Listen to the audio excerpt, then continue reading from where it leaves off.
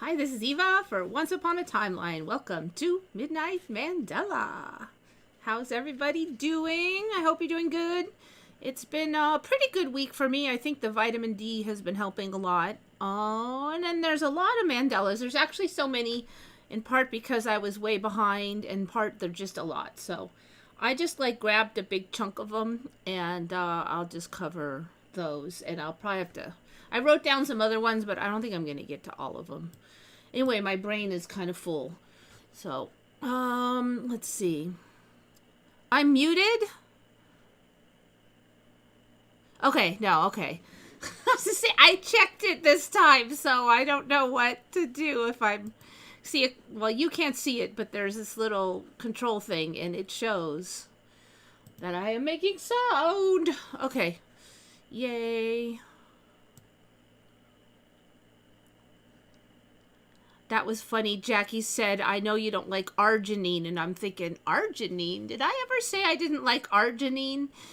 Which is, I believe, an amino acid. And then she actually meant arguing. It's like, man, I've been doing too much vitamin stuff lately. Arginine. Yeah, so I do, every shift, I swear, people just get more, the argument style now is, well, you're just an idiot. Well, you're stupid. Well, you mean they don't even bother to argue the point anymore. They just say you're an idiot. It's like a Tim Pool crash out now is the average argument, And occasionally I kind of see it because occasionally the argument that they put forth is so stupid that it's hard to formulate an argument against it. You know how some arguments are just that bad, I know this wall is made out of orange peel because it has the same texture as an orange peel, right?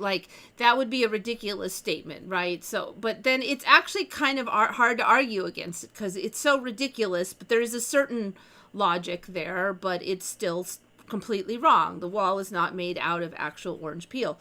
But it's hard to argue against those. So I kind of see it sometimes where people just go, that is just so stupid. I'm not talking to you, because you'll spend a lot of time trying to figure out how to argue against that. And if they said it, then they're not smart enough to even understand any attempts you make. They probably don't want to bother trying. So I kind of get it then. But a lot of times, no, you really should just put forth your actual argument, and just calling the other person, names and stuff is not very impressive to those of us who are listening and trying to figure out who might be right. And I don't think it's just men who do that. I've definitely seen it on both sides of the fence, very much so. The great equality these days means that everybody on both sides gets to be a complete idiot.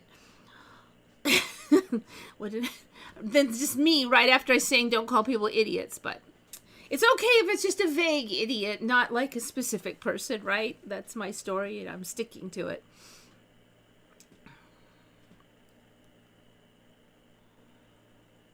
It's hard to muster good social skills with angry people.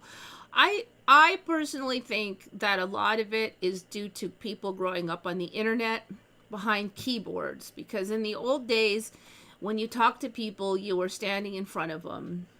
And you learned since you were 3 years old that if you say something really hurtful, that the other 3-year-old kid is going to try to smack your face. And you're young enough then that the parents don't take the violence as seriously. They may say quit doing it, but you're not going to jail if a 3-year-old smacks another 3-year-old. And usually they can't smack hard enough to cause any serious damage. And but you sort of learn that when you're too little to really hurt each other usually. And then as you grow up, it kind of sets in, But now I think people do most of their socializing behind a keyboard where there are no consequences. Even people that they won't know you. For instance, if you're a huge jerk at school, then pretty soon everybody starts talking bad about you, and it's just like there's negative consequences. Even if nobody smacks your face, there's negative consequences. But when you're behind the keyboard, there's not. So you don't get smacked, you don't get a bad reputation because nobody knows who you are, and you can just delete that account and start a new one. So people just run wild. There's no consequences, And then once you get in the habit of doing that for 10, 15 years during your developmental years, and then with the pandemic, when there was even less people speaking to each other, I think it just becomes too much of a habit, It's just ingrained. That's my theory anyway. I don't know how we come back from that, and maybe we don't. I don't know. I wish that we could, return to nicer behavior, but, when I think about it, I go, okay, but this is kind of the natural state of humans if there's not consequences then? I mean, is that what it is? I don't know. Maybe we find out who people really are, how you act when there's no consequences. I mean, is the only thing keeping you from being a jerk the fact that you would have gotten smacked? Maybe you're still always been a jerk inside, but you're holding it back out of training. But did you stop being a jerk?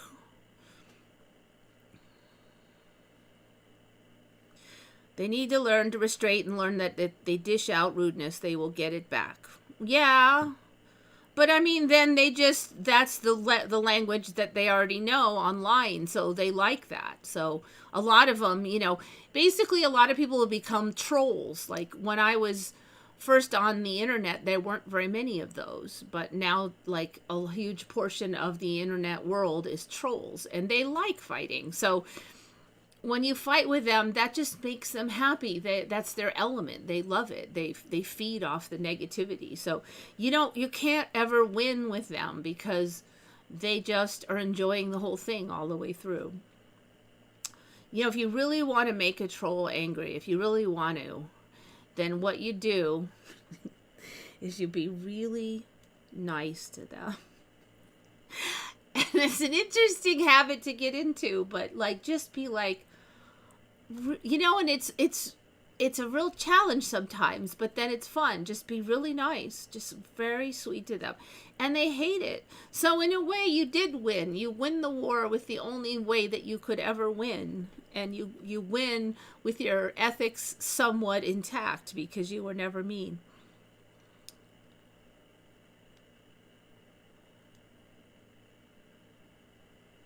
Apparently having opinions that don't gel with the Christian view makes you an a-hole. Having opinions that don't gel with anything these days makes you an a-hole. I mean, if somebody watches Charlie Kirk, they deserve to be shot. He deserves to be shot because he doesn't like LGBTQ. Trump apparently deserves to be shot.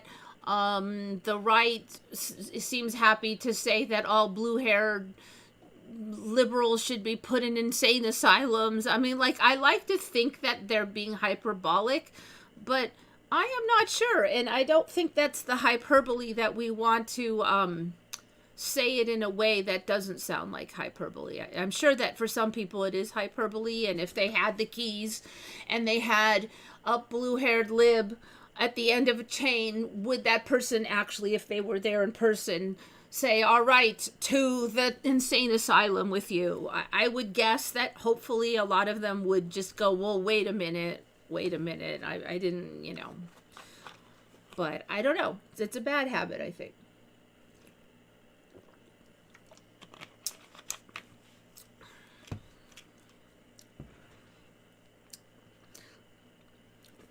See, the other thing that I find with a lot of people that really hated Charlie Kirk is that, and certainly there were certain views I really disagreed with him, but he was far from the worst offender on the right if you wanted to talk about stuff that the left would hate. And I did find that a lot of the left really never listened to him or knew anything about him. So when I said, well, they said he's racist, I go, okay, what did he say that was racist? And they usually cannot tell me anything, or they will tell me something that turns out to be hugely taken out of context and wasn't at all like how he said it, like something that you just took a little snip out, so it's like, no, it's clearly not what he meant at all once you put the few sentences in the front and back. So that's the other thing that really bothers me, is a lot of the hate slinging is based on straw man arguments. It's like somebody on the left says this, and then that guy said that. He didn't say that. But everybody just listens to that leftist influencer, and they never check. They never check if it's true. And of course, the right does the exact same thing. So that's another big problem with it. Like, there's nobody cares about the truth anymore. Like, well, I don't want to say nobody, but a lot of people don't care. I mean, even headlines on newspapers don't care. It'll say, Charlie Kirk says he hates Jews, and then you read the whole thing, and he said, I hate it when I have to wake up early for this Sabbath or something. Like, he didn't say he hated Jews. He said, I hate waking up early. Just something ridiculous like that. That was like nothing like what they said. It just, people read the headline, and it's weird because now it's more effective because people don't even read like one paragraph most of the time.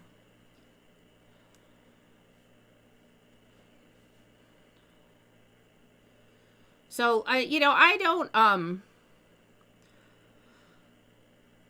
say I'm on one side or the other. I think I find that whoever is the president is the side I hate most, because they're the ones calling all the shots, and I hate a bunch of the shots they're calling. So now I complain more about the right because they're kind of in control. And I certainly don't want to be invading freaking Venezuela. That I don't even know where that came out of. I mean, like, seriously, it's ridiculous. But of course, I wasn't real fond of the previous administration either. I'm sure, as you all may remember if you were here a long time.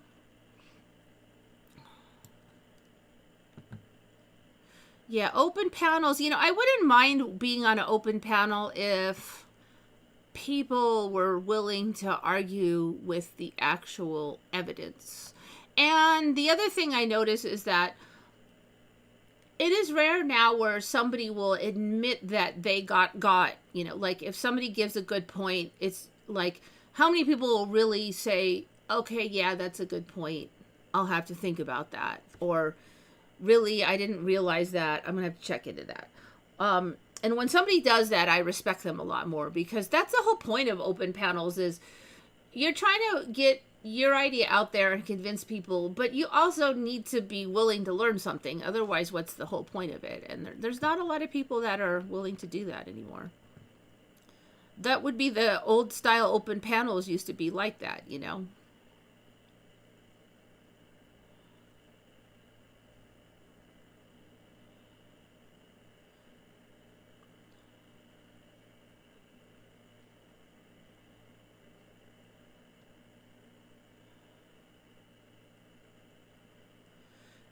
I used to be a moderator a lot for like Reddit and stuff, but it is just too difficult now, and I don't have time. The days are so short.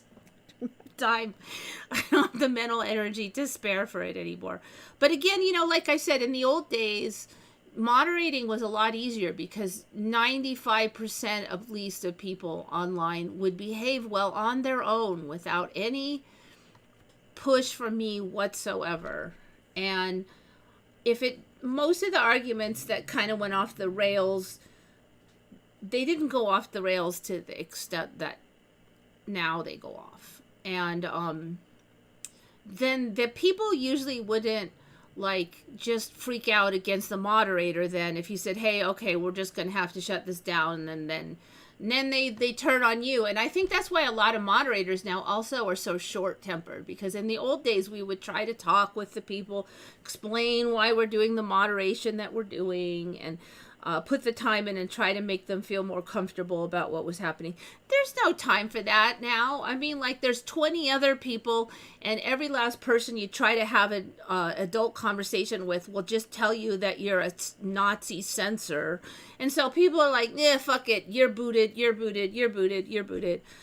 So, then people are like, oh, that moderator was so short-tempered and mean. It's like, these days, nobody wants to spend time arguing with you because the mod knows you're not, 99% of these people will argue all day and never listen.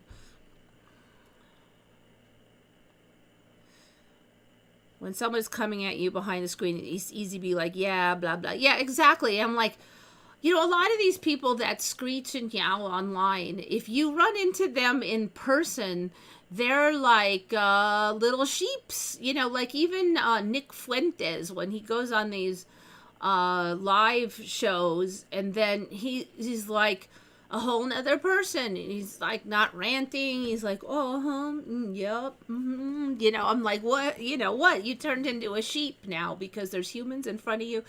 But, he's probably, he's younger than me and he grew up online and he just has this alternate persona when there's no pushback,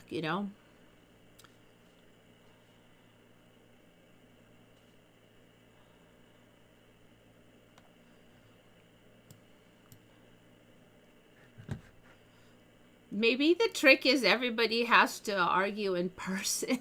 And sit down in a room, have a half glass of wine, chill out, then have the discussion.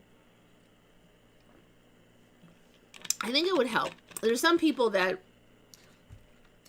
the other issue though is people just never learned how to do it. They've done all their socialization online. They just don't. They don't know how. I think my generation learned it, like I said, when we were 3.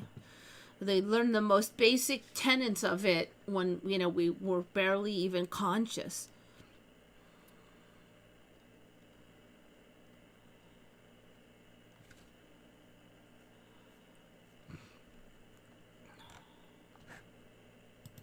But that is part of it. You gotta keep your own business out of it when you're a moderator, and that I think is the hardest part. And then people are all rude to you.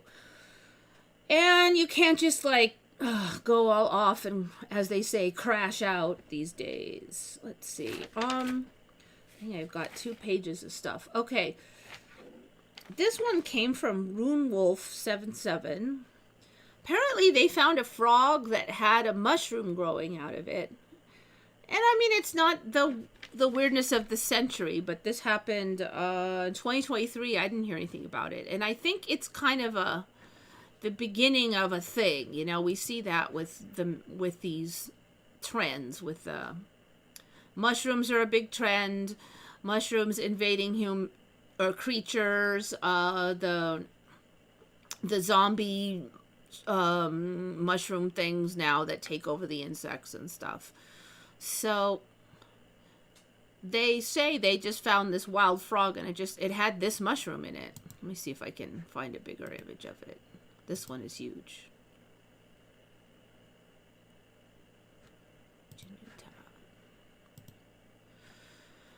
They said that the frog seemed healthy and everything. They didn't see any side effects from it. I actually think it's weird that this thing didn't just break off from this guy clambering around through the weeds and stuff. So that also is pretty strange for me. I mean, that's a pretty healthy looking shroom. And they said they re-released it. They did. Then they're not even 100% on what the type of shroom was. My stray was jumping around in the shelves, which she has never really done. So I guess she's feeling more brave. But she jumped up in one of the shelves. And a long time ago, I got this little stuffed animal thing, and I think somebody gave it to me as a gift with some of my other stuff I bought. Like sometimes sellers just throw extra in. I'm not even sure where that silly thing came from, but she grabbed it and now she's playing with it, and she never showed any interest in toys. So suddenly the stray loves that thing, so she's over here flinging it around. It's interesting to see kind of the evolution of a stray cat into a domestic cat.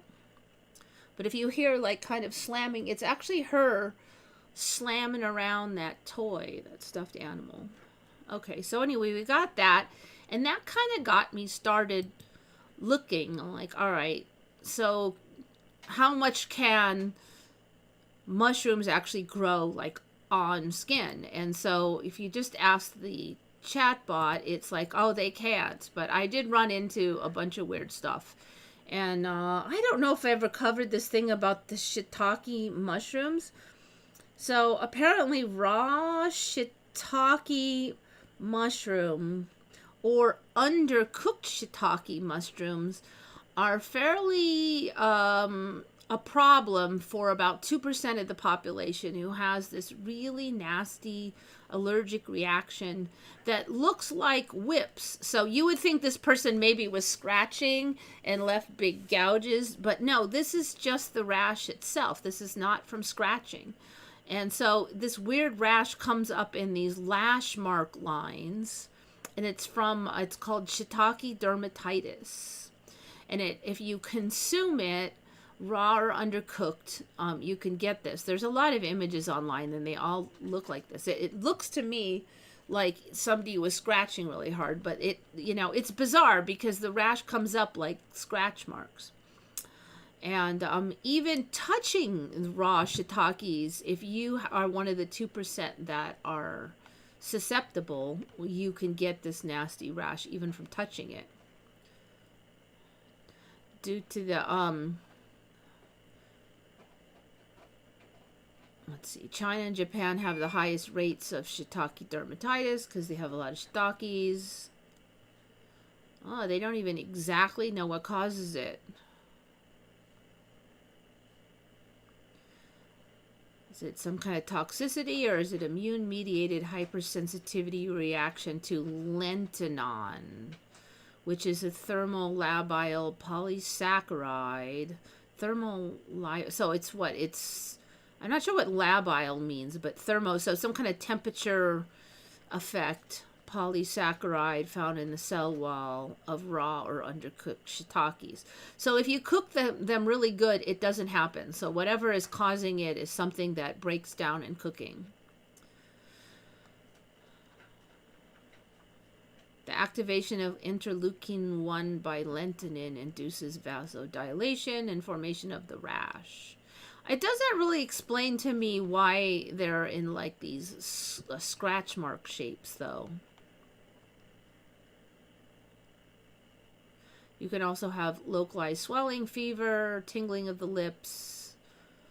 Like one guy's face was all swollen up and stuff. So it seems like it's fairly nasty. Condition is self-limiting.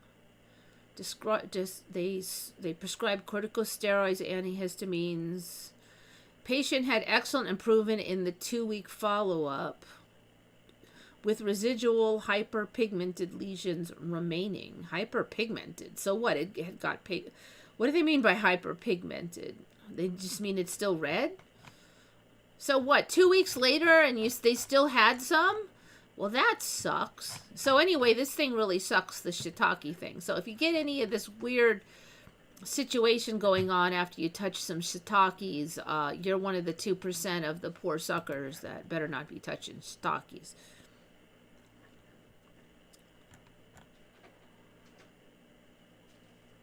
It reminds me of that weird thing where they're like, oh, if you spill lemon and go out in the sun, you get burned now, which is ridiculous. So even if they're undercooked or you touch them, like if you're cutting them up to put them into the pan, these shiitakes can get you. But only if you're 2% of the population. But still, dang. No, it doesn't matter your age. That guy's 72, but you can be 10 and get it. I just picked that one because, let me just put it this way. If I just did a Google, they show a lot of body parts. You don't always want to see the body parts. I was afraid I'd trigger something on YouTube where I would get censored for whatever showed. There'd be a lot of flesh showing. So that's why I just picked one image to show you, and I didn't show all the young people and all the others.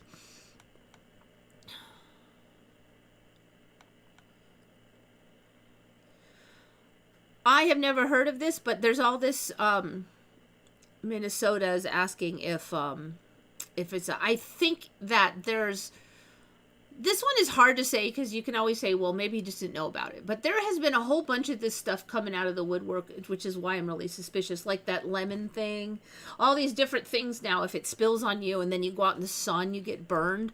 Like lemon juice burns you if you go in the sun because it's like photo reactive now. And like there's a whole bunch of that. So that's why I'm really suspicious.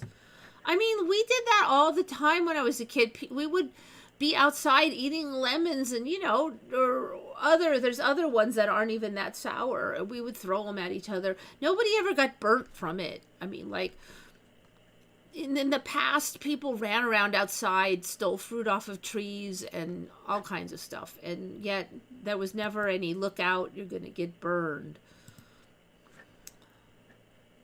All right, so then I was like digging, and I probably would have found more if I kept digging. But now there's also a story that a bunch of these ordinary mushrooms can like somehow infest you.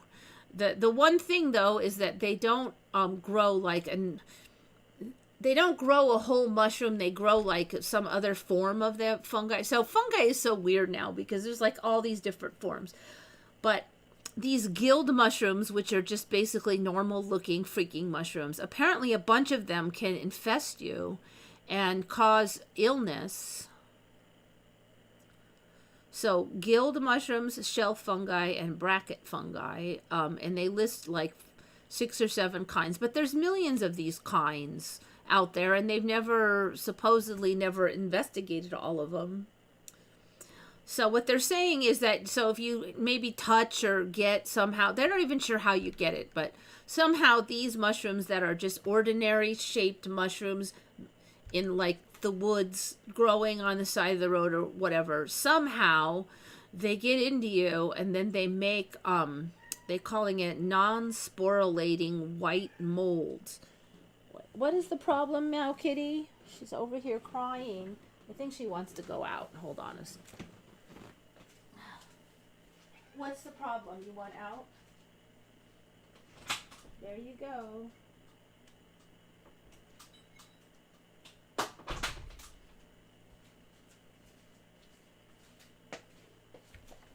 She doesn't really like it when I suddenly just start talking to the wall, like to you guys, because she doesn't know you're there.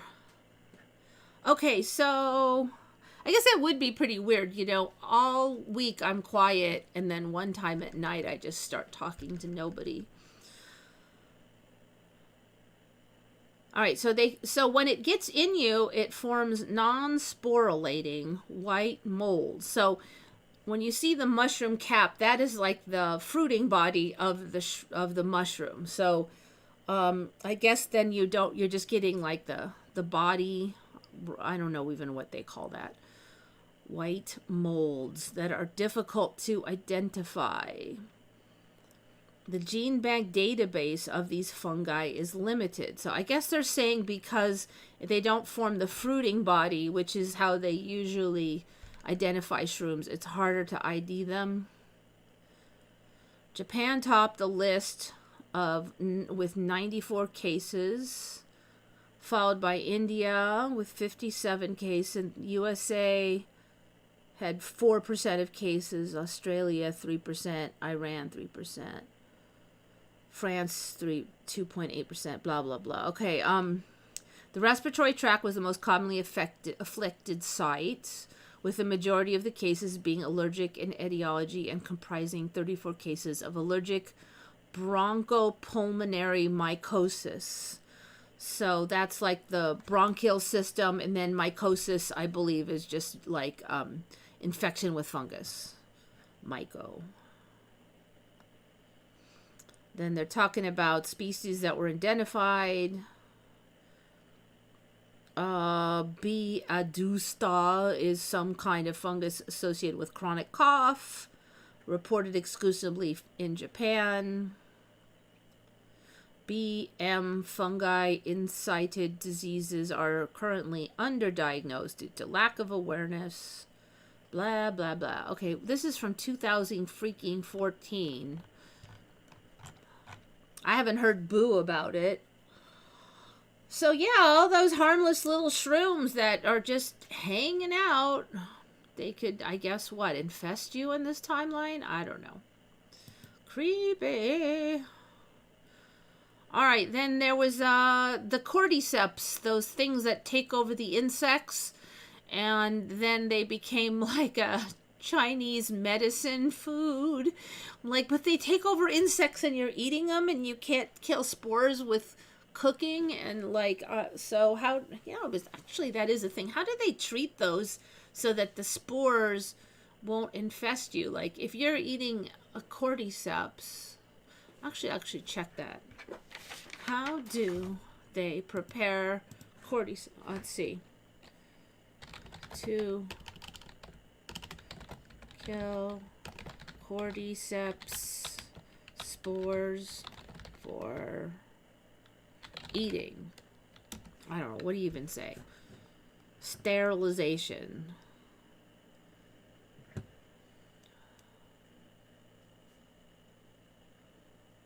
All right, now I guess there's some kind of game called The Last of Us. But we want to know about the real one.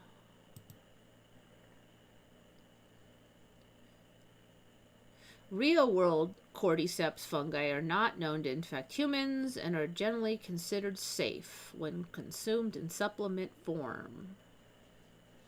I don't want to know about that. All right, let me see. Let us go to, yoicks.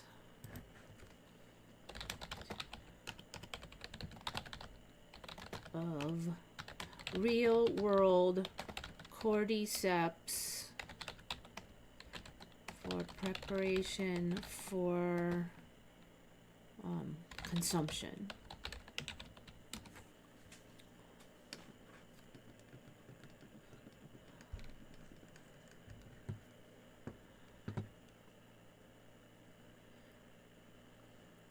Yeah, Cordyceps militaris and Cordyceps sinensis.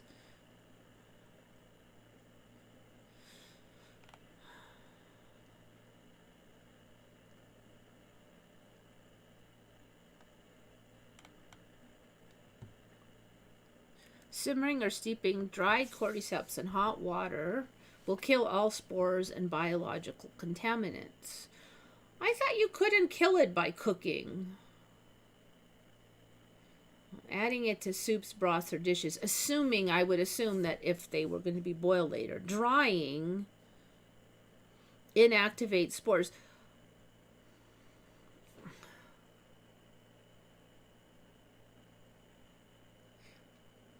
I thought that drying didn't kill spores of mushrooms. Now that's the reliable AI, but now I don't trust it. Does drying kill mushroom spores?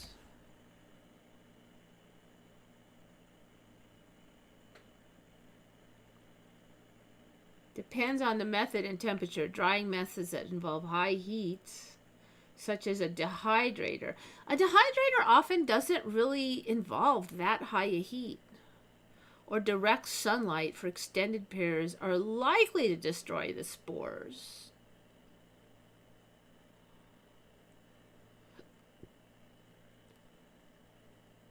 That's interesting. Maybe the spores are a little weaker here, because I swear I thought that those spores could last years and years and they don't die.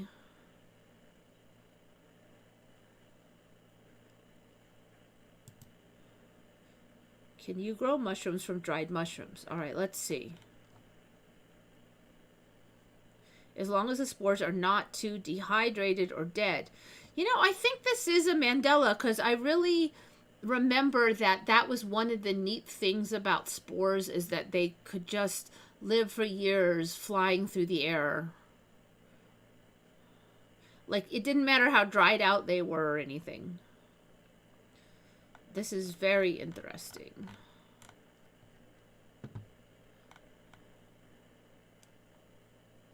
If you dried your mushrooms with wind, the spores will still be alive. The heat of the sun dehydrates mushrooms as well as it kills the spores if they are left exposed to the sun for long. Dehydrators will destroy every spore in it because of the hot air. Huh. Okay, I think that is different, but I'm glad, I guess, because at least they're not like the zombie apocalypse that they used to be. I had to take an antifungal medicine when I was in the hospital with pneumonia. So, you know, there's been like West Nile virus and other funguses that can attack humans, but they weren't like the kind that grow along the side of the road. You know, they were just like very, very small, microscopic almost spores, you know. So now we're getting to where anything can grow on anything, I guess. Just start talking to yourself loud in the week and she gets used to it. Yeah, I don't know. Then it's kind of weird. She's over there trying to play and then she's finally like, "No, let me out of here." Did you cover the ladybug's fake white eyes? All right, let's see. Ladybugs.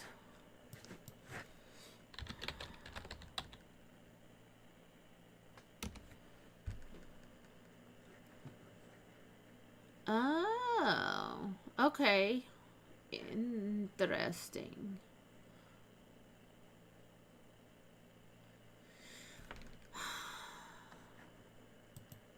I know there's been Mandelas on this, and I'm trying to like dig back to the old days. So here is images of probably... Oh, they do have white spots on them now.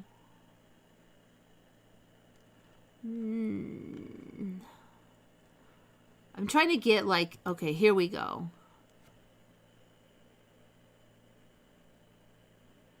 What's different about them?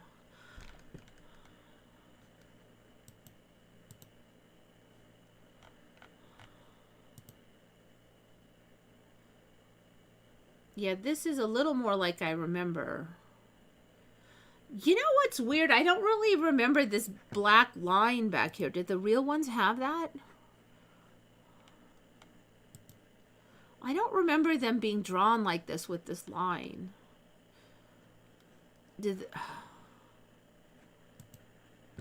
Like, even these don't have that. Are we going to get that later? I'm pretty sure that that is, I'm almost positive that this is AI. It's getting hard to tell, but... Okay, that's a different kind, I think. All right, so we have all these kinds now. I think those are those Asian ones, those ones that bite and stuff. Okay, it's getting confusing, but basically one of the things I'm just noticing is that a lot of the art has showing this black strip along the back. And did the real ones even have that yet? Because I don't really see it on the real ones. So I'm thinking maybe it's coming, or it's from a different timeline and it's that somebody's left. I don't know which. Okay, so now let's get to those white eyes things. So there's a couple issues now, is that there's a million kinds of ladybugs, and there's that weird Asian one that bites, and it's a different species, and see, I don't think that's the Asian one.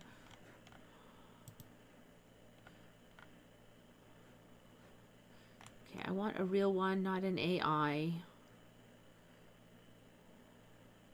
Those actually, okay, I think this one is real.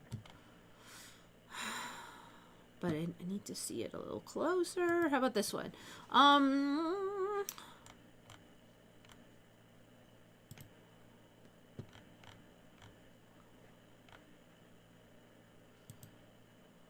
Well, look at that one, has the white going all the way around.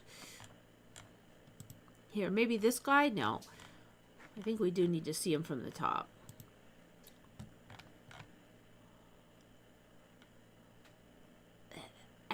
I think those are, you know, it's very hard to tell what's AI anymore.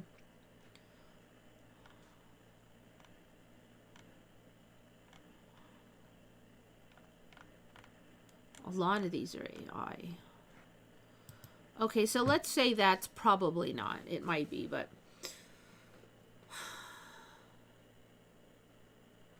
so I'm thinking the first Mandela years ago was that there was like two spots around here, but not these two eye ones. And then these two were just sort of over here in the middle. They weren't way over on the side. And I think that, and then I think not too long ago, I said, hey, look, there's some white coming on the shell now. And that is like a newer Mandela. But I don't remember there being two sets of basically kind of like eyes over here. Like these were more over here and they look more like just spots.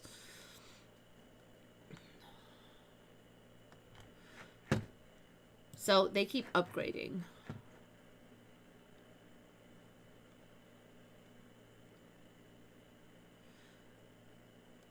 So I don't think either of those sets of white spots are their eyes. So you could say they're fake eyes in that way.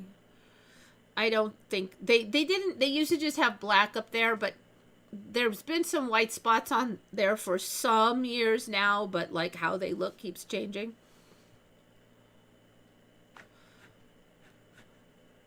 You know, it's kind of hard because these Mandelas keep changing. So I got to remember the original way, and then it was this, then it was here. So every creature now I have like 6 different versions to remember. Like I don't know if there's enough room in my brain anymore. Okay, so now apparently all these different ones. You know, in this timeline, I swear, I see an insect, and in the old days, I'm like, I know that insect is not dangerous, but you don't know now, because stuff that didn't used to be able to bite can bite. Harmless mushrooms now could maybe infect you.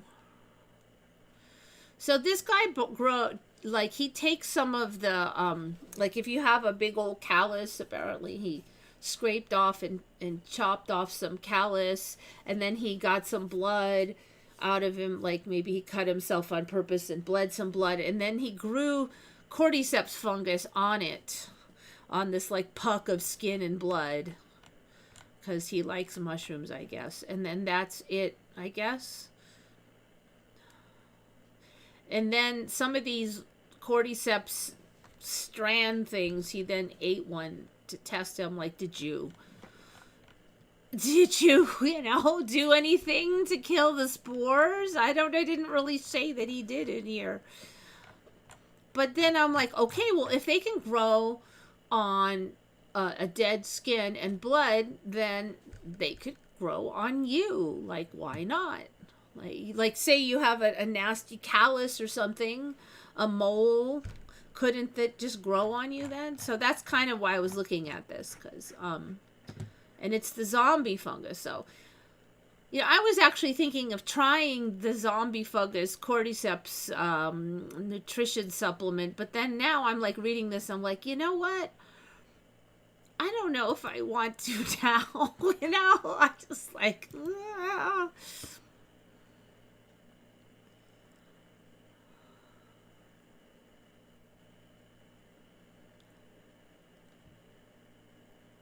How many days does 1 year have? I thought it was 365 days. That's for me. For many years now, at least. I mean, don't ask me what it was when I was 10, but for many, many years, it's been 365 days. Getting me soda.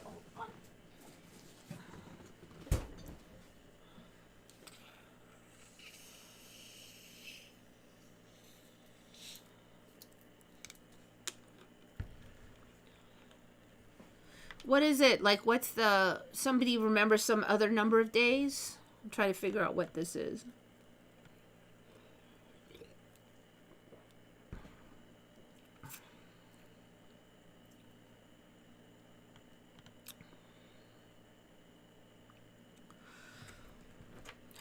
So 365 days, is that the, I used to drink Diet Coke almost exclusively, but then I would drink Diet Pepsi if there was no Diet Coke.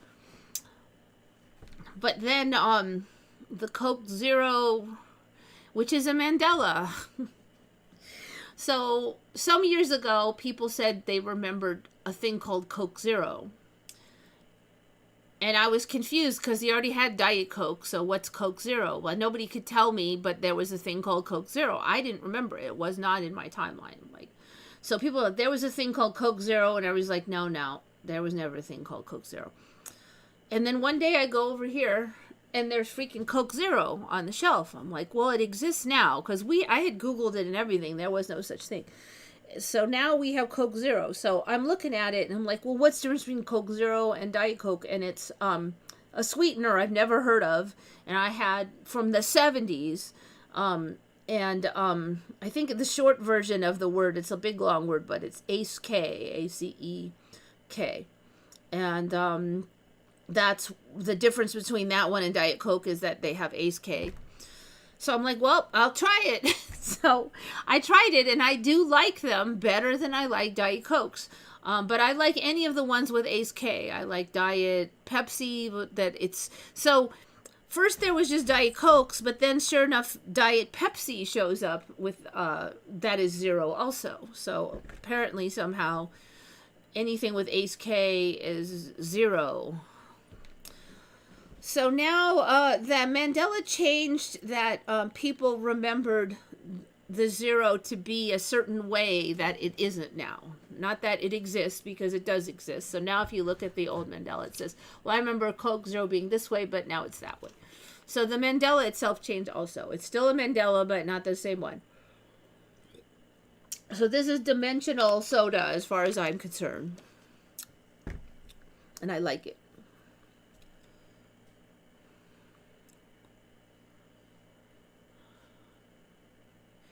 So here they have the black caps too, I noticed. Both Pepsi and Coke. I'm assuming that they had to do that because otherwise you get confused between Diet and the Zero. Because they both have like no calories, so. In my timeline, the year had 365 days. Once every 4 years. February was taken one day away. Oh, wait a minute.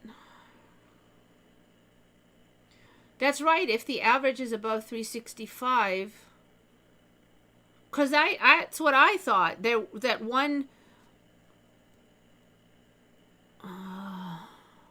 No, wait a minute. But then the story was always if you were born on a leap year, you only had a birthday every 4 years. So it had to be an added year. I'm kind of confused, but I do kind of remember 364 being the number sometimes. I do remember that somewhere at some time. 364. I don't remember 366. That sounds weird. Now I'm kind of confused on that one. So how long have I heard that story that if you're born on leap year, you only have your birthday every 4 years? I would say I heard that maybe 10 years ago. So maybe it changed before then. But let's see. We'll see, because they said the average length of a year is 365 point something. So that means to me that it's 365 most of the time, and then it has to be 366 every 4 years, right? Let's, excuse me. Is leap year longer than normal years? Yes, a leap year is longer. A leap year has 366 years. The extra day is February 29. Which is added to the calendar in leap years. I feel kind of confused on this because I kind of have memories of there being a 364 day year, but I also remember the storyline that if you're born in a leap year, you'll only have a birthday every 4 years. But that storyline is not super old in my mind, so I'm wondering if maybe when that changed, then that storyline was maybe shopped around to get us used to the new concept. Okay. The sun takes 365.2422 days. This is roughly 365 days and 6 hours.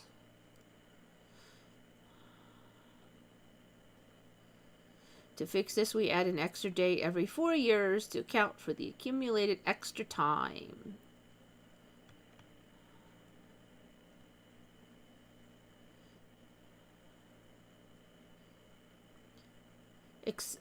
Every year divisible by 4 is a leap year, except years divisible by 100, which are not leap years. I have actually never heard that either. Except years divisible by 100, which are not leap years, unless the year is also divisible by 400, in which the case is a leap year. I guess that's to make up for the other couple minutes and stuff.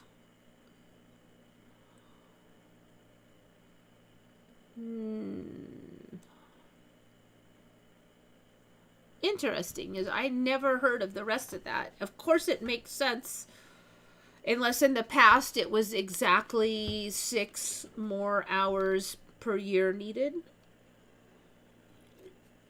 Or was it 6 less? It seems weird to say 6 more hours. It does. There's a lot of my brain that wants to say that it's less. I can't be sure on this one because my brain is too scrambled. I have too many conflicting memories.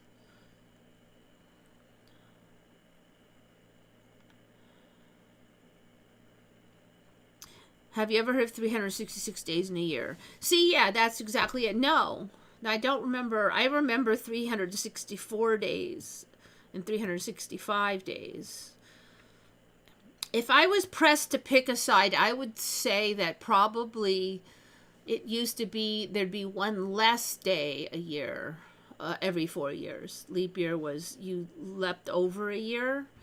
Leap year. It kind of sounds like that. Even the name leap year, you leap over the year. You skip that day. It's like you.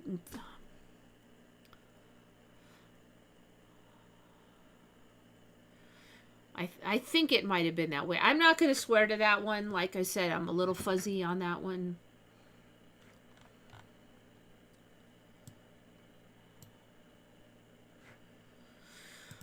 Okay, so Jackie brought this one up. I've had these on before.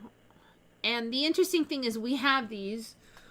I don't think ours have bloomed yet, but I have mentioned, and this is an interesting one just because I noticed. It was one of my earlier plant Mandelas that I saw actually on the ground around. And these things grow so well here, these fortnight lilies.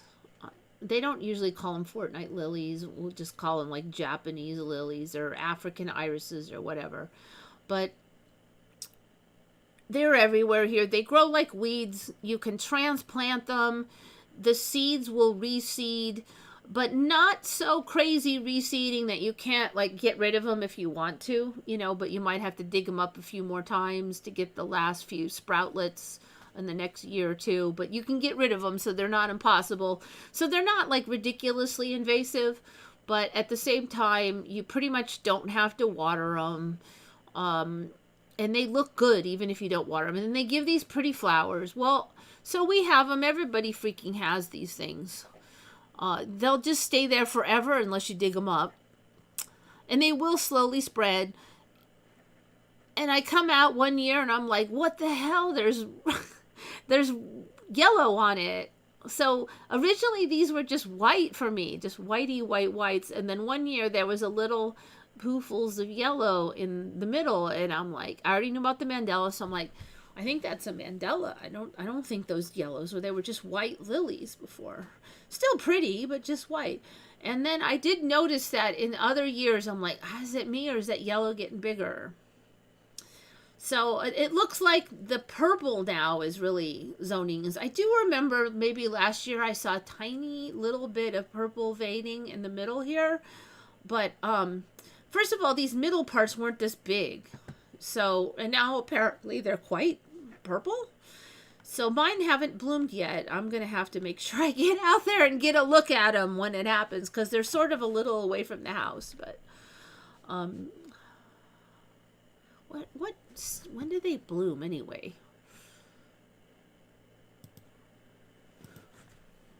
When do Fortnite lilies. I think there's only one L. Bloom. I don't think they bloom in the middle of winter. Spring through fall. Yeah, see, that's the other thing. They bloom a lot. Some varieties continue into winter and warmer climates. Ours don't usually. We've had these ever since I was a kid. And they make these little pods. And then the pods get pretty dry. And I used to come and I just flick them. And then they would just kind of launch. And that was just one of the silly little dumb kid things I would do. See, like, look at how purple that is. And so I'm seeing that some of them have this too. And if mine have this, I'm going to lose it. Because whatever that is, like that weird wiggly pattern, they certainly did not freaking have that. So it looks like now the yellow comes out and then it spreads out, which I'm quite sure it didn't have. We got a bunch of this purple stuff. These split in the middle. I'm quite sure they didn't used to split. And then some of the images are showing that crap. The creepy crap. So these guys are getting busy. Fortnite lily. So Jackie pointed out something. What did you say was weird, Jackie? That she said, I think it was the yellow. She was talking about the yellow. And I'm sitting here going, yeah, plus the shape, plus the purple. So conveniently, some of them have more and some have less purple. So I still think it's a scam. But you know, I'm kind of thinking they might have like more petals or something. Like there's like backup petals or somehow. Maybe it's because this middle thing just looks too big. That might be what it is. That the middle thing has gone crazy. Because that used to be this tiny little white thing in the middle.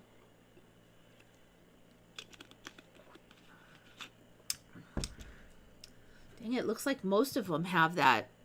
God,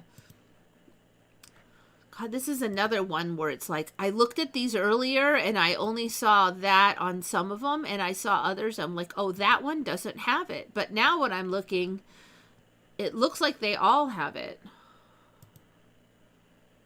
Ugh.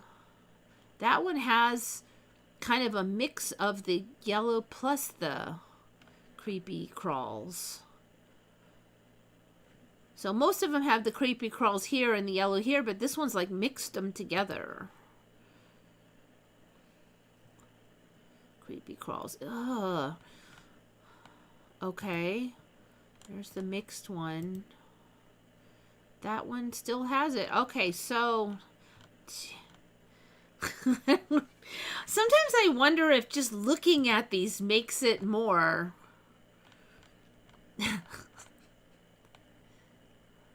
like my attention or something. Because I swear earlier I was looking and I only saw that on a couple. And then I specifically looked on others and I'm like, oh, it's only on a few. Maybe it's a different species. But now I'm looking and it's on. Like the more of them I look, then this one's even bigger. Okay. I'll come back tomorrow and there'll be strings of it hanging off the flower or something.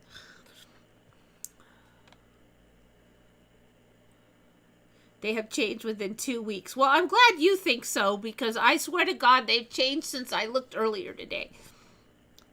They were solid light yellow with four petals. Okay. All right, okay. That's what I'm thinking. There's too many freaking petals or something. Okay. Okay, so I do remember, and you know, I think that's what it was. Okay. I think there was less petals, but every petal had some yellow. But now it's every other petal. There's more petals. It's every other petal, and it's longer yellow. I think that's the change for me. I just didn't trust myself on the fewer petals, but it looks very busy. They were solid light yellow with 4 petals. No, mine were like totally white with 4 petals. That's crazy. It was totally white way back. And then It's slowly shifted to here.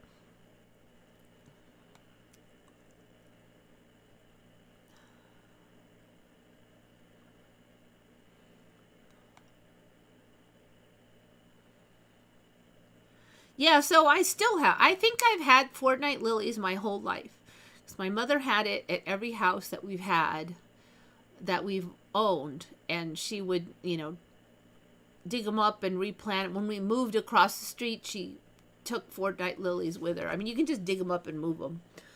And then at this place, there was a few years where she didn't have them, and then she planted them. And they've been here ever since. Because again, you don't have to water them here. Once they get going, they're tougher than nails. They were solid light yellow. Not for me. I'm quite positive they were not. They were solid white for me. Different timelines.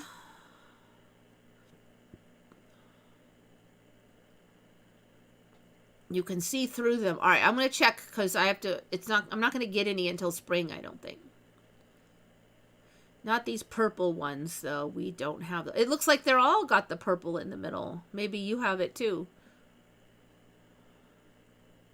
The yellow ones are everywhere. I did not see any fortnight lilies that were solid yellow. I don't sure those exist anymore unless you have a different lily. Yeah, see, they're gone. So mine were solid white and they don't exist anymore. That was the thing. They were just white. They were just pure white lilies.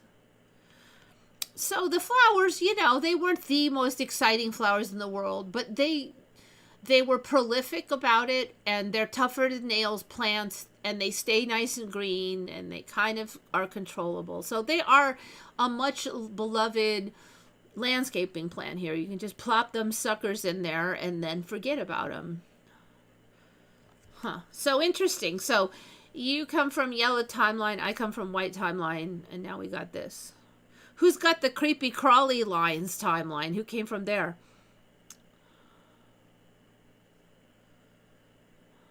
So mine originally didn't have any purple either. That's like new.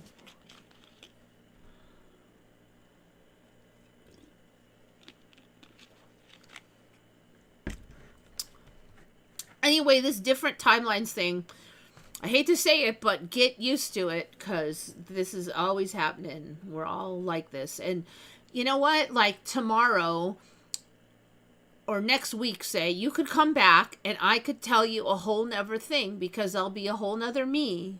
And from my perspective, you're telling me a whole nother thing. And you might come in here and you could say, you came from a timeline where they were solid purple. And now they're only partial purple. And I wouldn't even be that shocked because this freaking crap happens all the time. And it's just so, like, crazy making. It really is. Like, I've known people who remembered Arctica. And then the next time I met them, they said, oh, no, there's no Arctica. There never was. I'm like, I always remember the people who remember Arctica because there's not a lot of us left. There used to be, but... The yellow was more yellow? More yellow than those? Because that's pretty yellow. There's different species. Okay, well, I'm going to, like I said, I'm waiting for spring for mine to flower because it's the same plant, okay? And that's one of the reasons I knew it was a Mandela because it's the same plant. We've had it for years and years and years. And I knew it didn't have any yellow, so...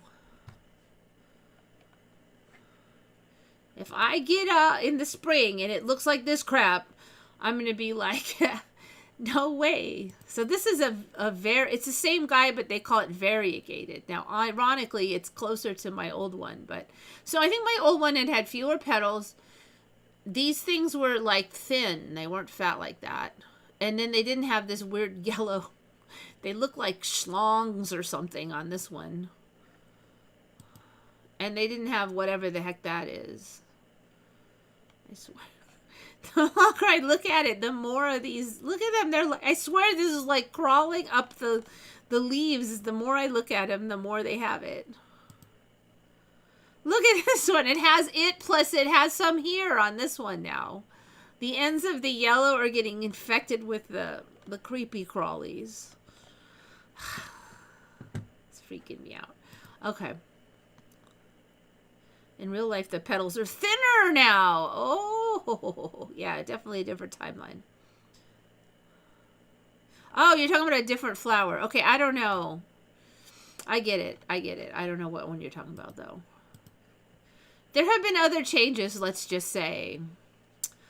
Okay. You made a comment, Jackie, about the stripe up the head on the caracals. As I had been talking about, it looked like they were going to have a stripe up that. It is more stripy up the head now on some of these.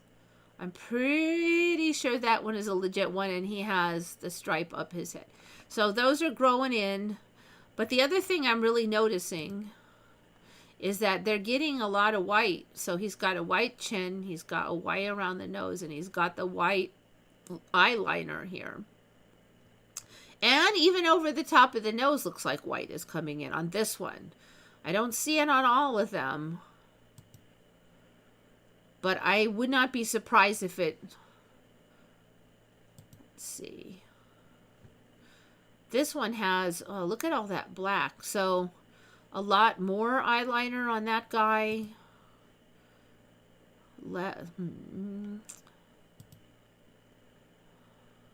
I think some of these, like this one, might be a little bit... Like they cranked up the color saturation a little on some of these, but I don't know.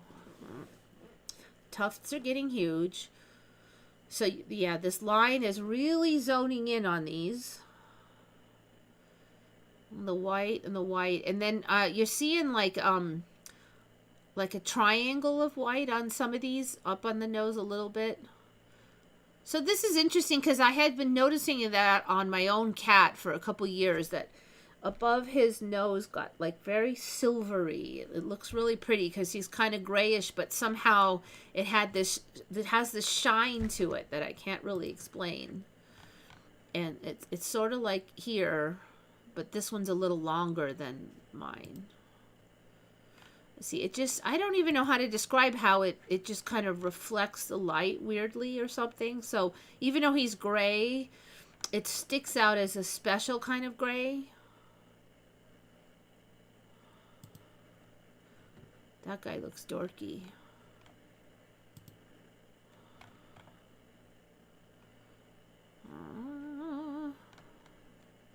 Man, they're like... like in 10 years from now, are they going to be like a lion's mane coming off of their ears or something? I mean, how much of this fuzz are we going to get on the ears here? They're actually... It looked pretty cool when they first came out with the tufts. They're almost starting to... It's getting so long that they're moving past cool into sort of dorky looking now with some of these tufts. I don't know if that's it might be a stuffed animal. I think that's a stuffed animal, so. But they're starting to look a little goofy now.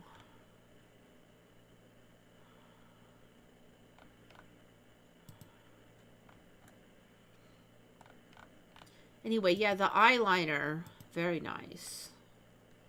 See, there's a point where they start to look a little silly. As the hair is getting so long. If your cat did that and their ears are like, whoop. I think this is the first time I saw any of them whose ears flop down like that too. And it looks like it is the weight of those fur bits. See there, yeah, it's getting too long to hold itself up. There's another one.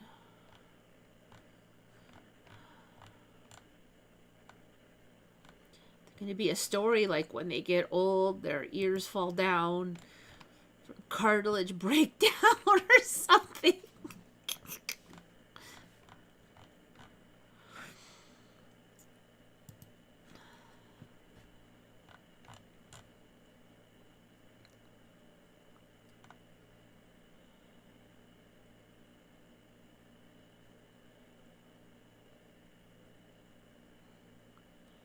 See, I don't know the yellow ones. So if they changed, I wouldn't know. I only know this one. This is the one I know. I couldn't help you if another one changed. Okay, so let's see.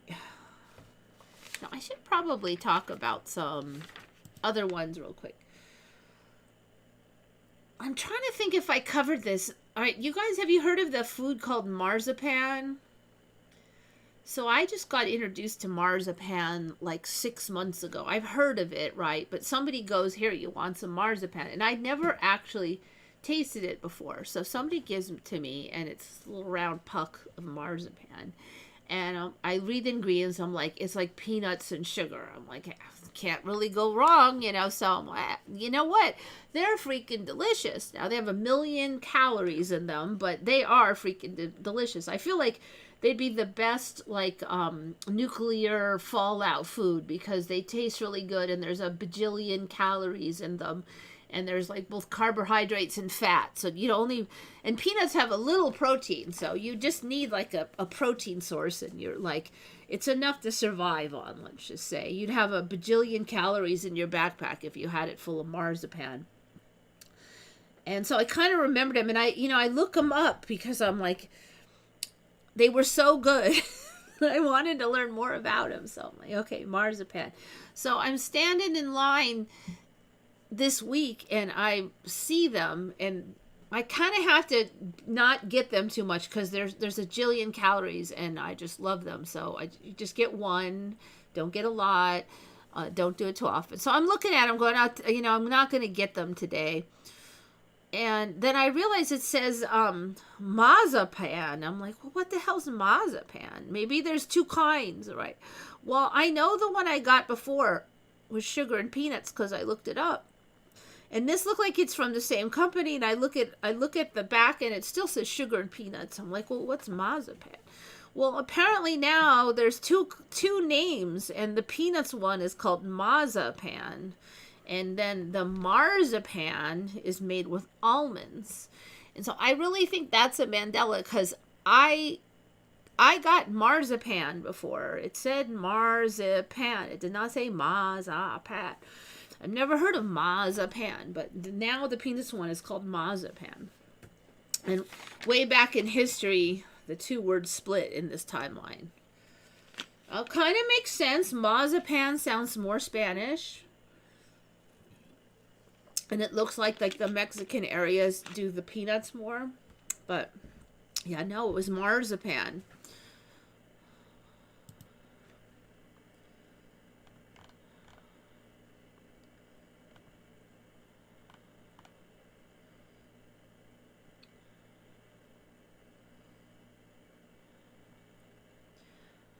I think we're starting to get... So when did the hair start coming out? Gosh, that was years ago, but it was just like this much. And then, next year it's this much. Now it's getting ridiculous. I have seen it in some of the cats, the domestics. I believe that the Maine Coons are getting pretty weird looking. I mean, Maine Coons used to just be big cats, but they still look very normal, except for their size. They just look like extra large size fluffy cats. But I believe that last I checked, some of them were starting to show signs of the tips. Let's see if I can find it. There we go. Ta-da! There it is, brown tabby Maine Coon. So he's got the tips. The tips are starting in the Maine Coons. Dang, there's a lot on that one. And you can see the face has changed now. They have this weird lion-like face now. That'd be tempting to say that's AI, but nope. I think they're, there's more of them than last time. Yeah, see, it's on that one. So last time I looked, it wasn't all of them, but it looks like it is all of them now, the Maine Coons. That can't be a real color. That's not a real color, is it? Is that a real color of a cat?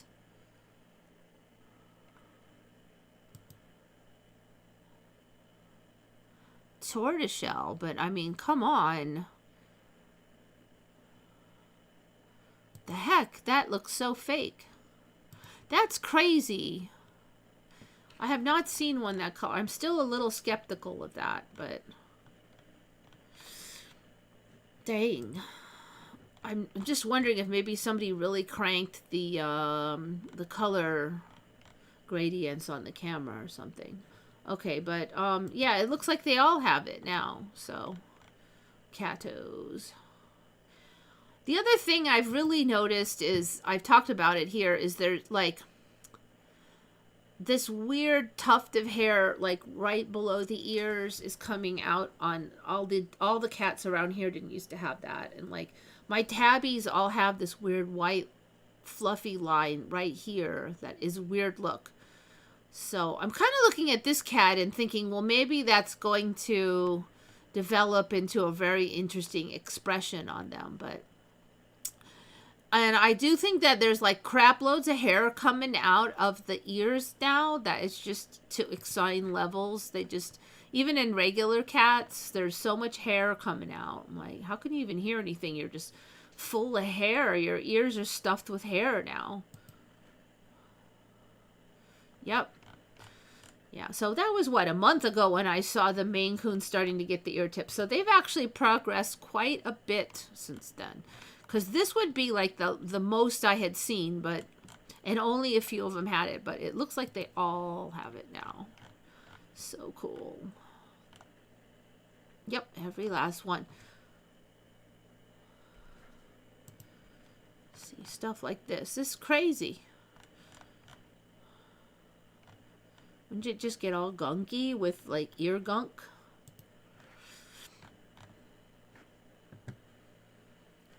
So, for me, they didn't used to have this big lion choppers.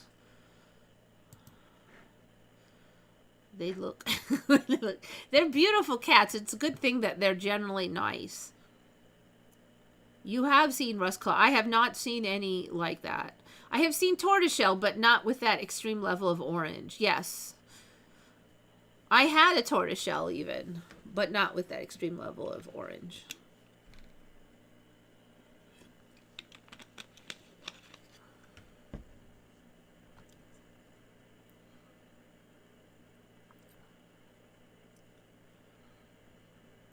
Which doesn't, yeah, I don't, well, it just seemed like a lot of the animals shift together. So, like, a lot of the animals are getting white spots behind the ears where it used to be solid. So, you know, it snuck in. First, there'd just be a few hairs and a few more hairs, and it's been very sneaky. But at some point, I just like, wait a minute, there weren't, you know, they didn't look like they had hair stuffed in. And all of the cats here, it's the same cats. Our cat at home got it.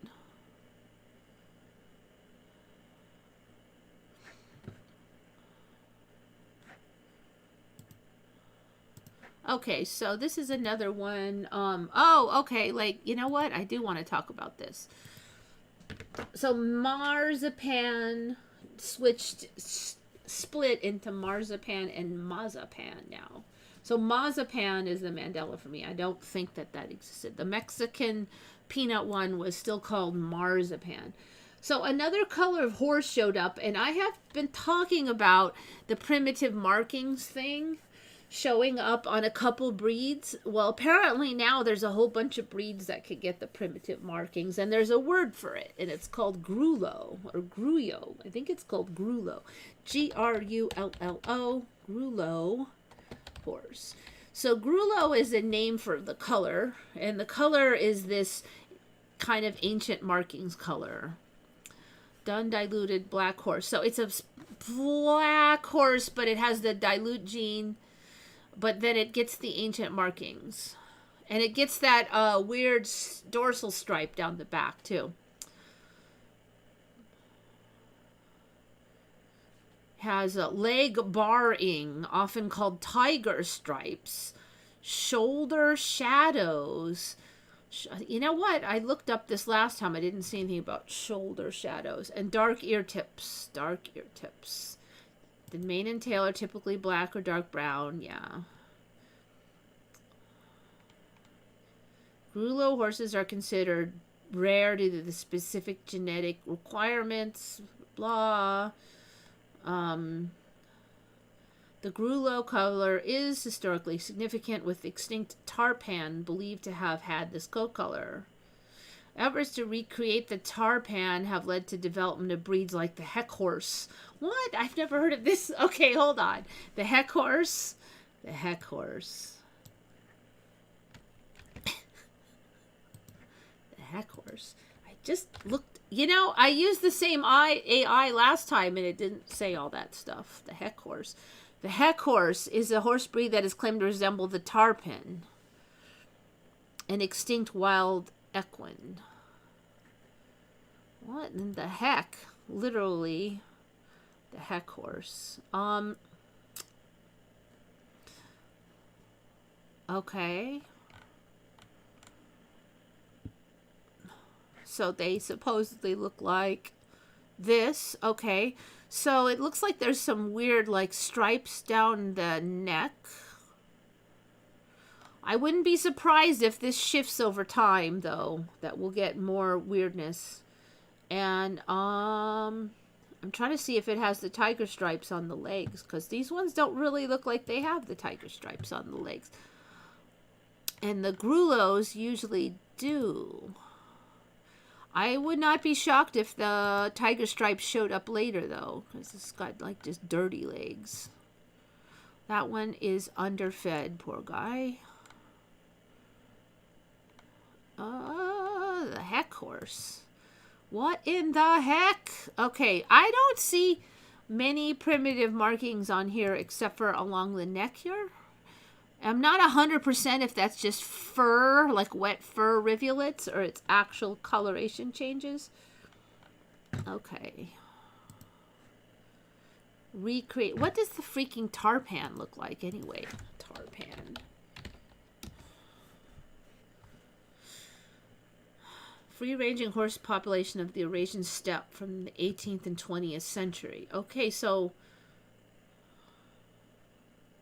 what qualifies as a tarpan is subject to debate. It's unclear whether tarpans were genuine horses, feral domesticated horses, or hybrids.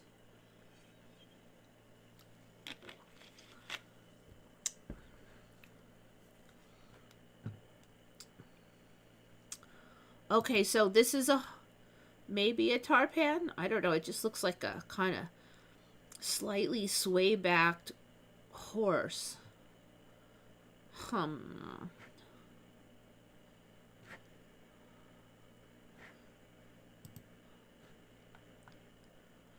So, like, this whole storyline, I don't really remember there being, not that long ago, there was a whole nother horse breed on the Eurasian steppe. Now, I'm not near Eurasia, so maybe that's why I didn't know about it.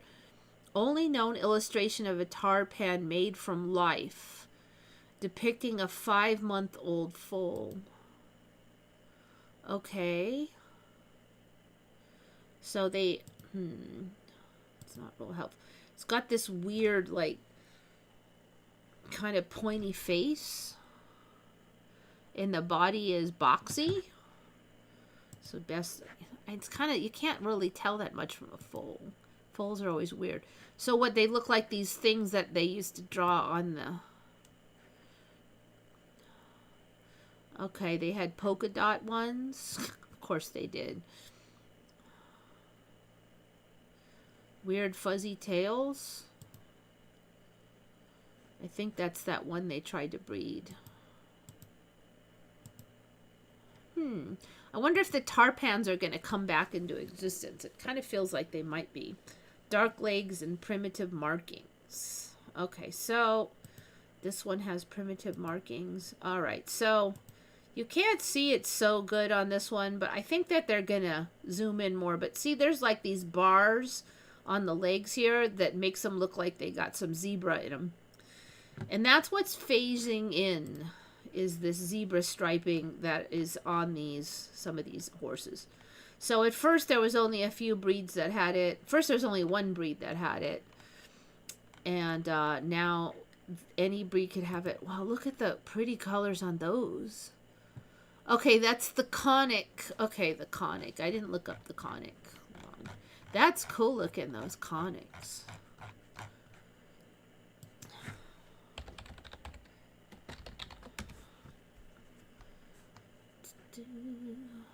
All right, they aren't all as cool looking as that one was.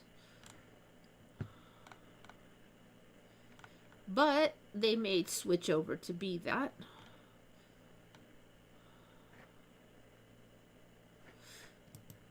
Okay, so what? They got the dorsal stripe, kind of beefy bodies. Wait, why am I over here? Oh, that's a Przewalski. Okay, got it. That's one of the other ancient ones that I think showed up out of the ethers. Przewalskis. Like what? Like a year or two ago, I think Przewalskis showed up. Means small horse. The Konik is a Polish horse bred, descended from very hardy horses from Bilgoraj region. Short muscular neck, wide deep chest, oval hindquarters. Okay, so what Konik is not bred back then, that's just a breed. Often, okay, so their color is Grulo.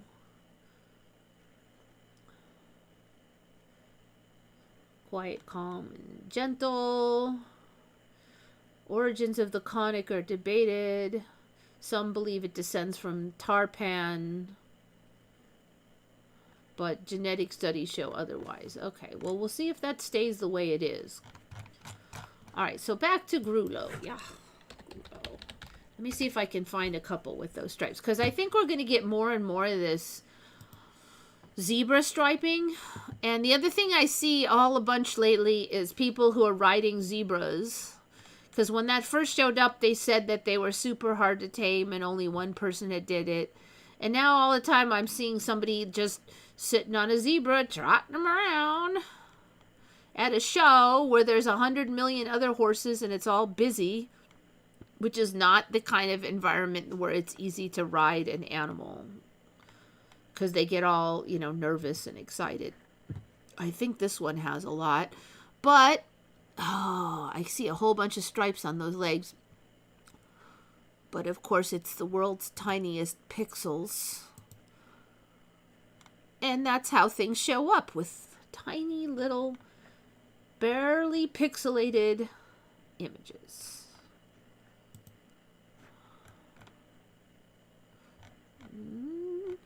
I think it's coming, though. Does that guy have any? No. And it sneaks in because the legs will be kind of dark, and you'll just see dark legs. And then the next time you look, the stripes will sort of form out of the darkness. And then you'll think, oh, maybe I just didn't look carefully and see the stripes.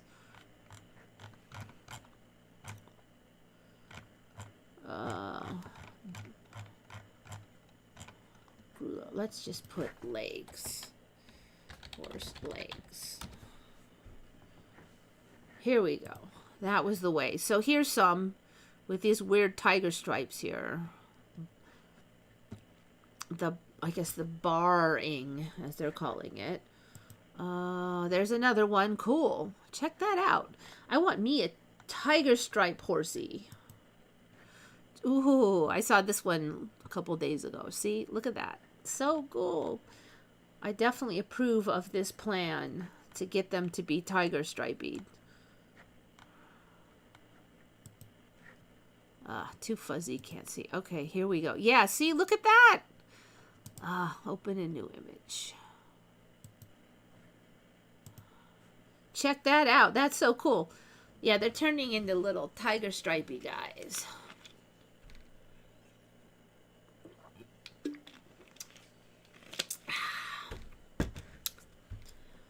And then we got that weird, like, illness thing that doesn't really hurt but makes the weird lacing pattern on the top. That showed up. So you get the lacing here, you get this, you're going to have like a half tiger.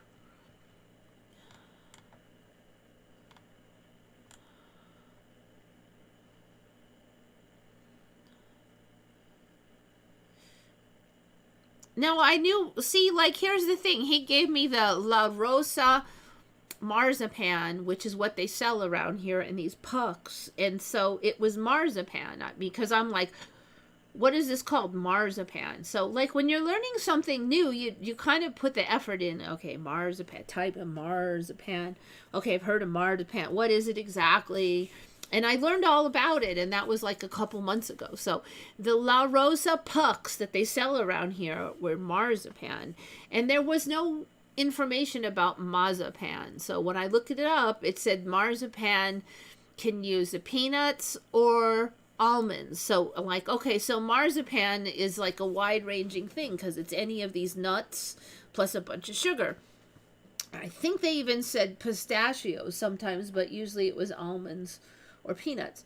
But now there's a separate name for the peanuts. So I would say that marzipan is like a whole new word because La Rosa, the pucks, I call them pucks, okay? It's just my word. That's not what they use.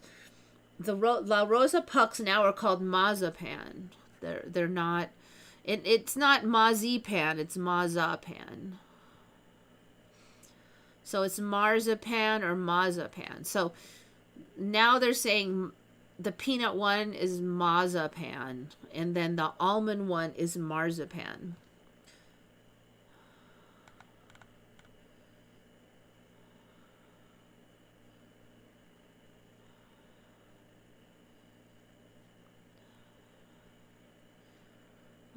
Let's see. Another channel.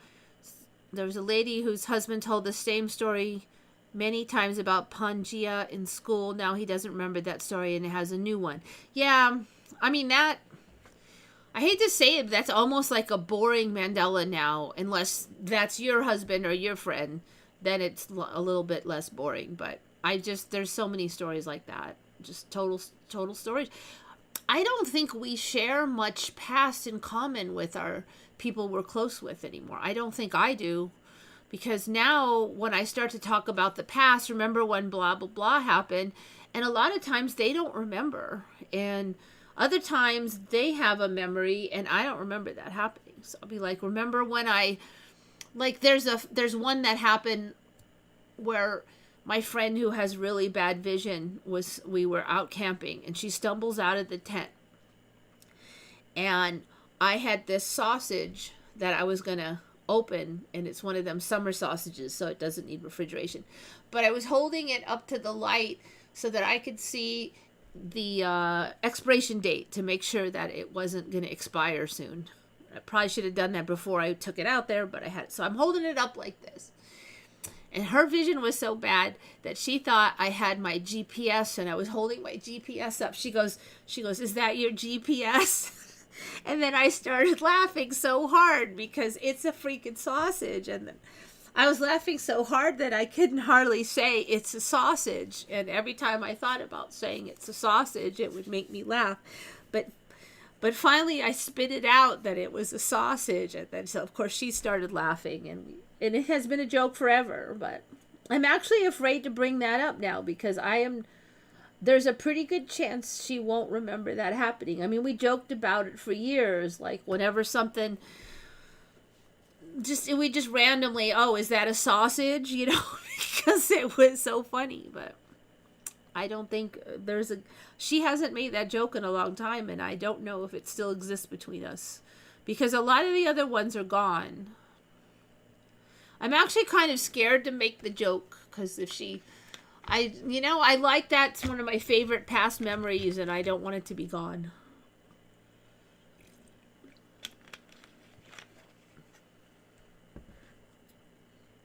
I mean, there was a time when I remembered you telling stories differently. Huh. But that was so long ago it loses its effect. I'm not sure what that means. Oh, that story about the sausage, yeah. I probably did. I mean, like, okay, I see what you're saying. So I do say the same stories through the different years, yes. But you said those stories differently. I said the sausage one differently? Okay. Yeah. Yeah. I wouldn't be surprised. In fact, there's something that kind of freaked me out because there was an image on my computer I don't remember putting there now. Maybe I just forgot. I don't know. Maybe the image changed, but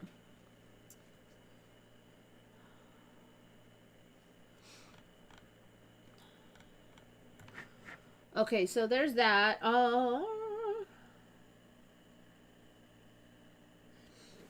I can do that one later. Yeah, look it. It's already 1:44. Okay, so Grulo.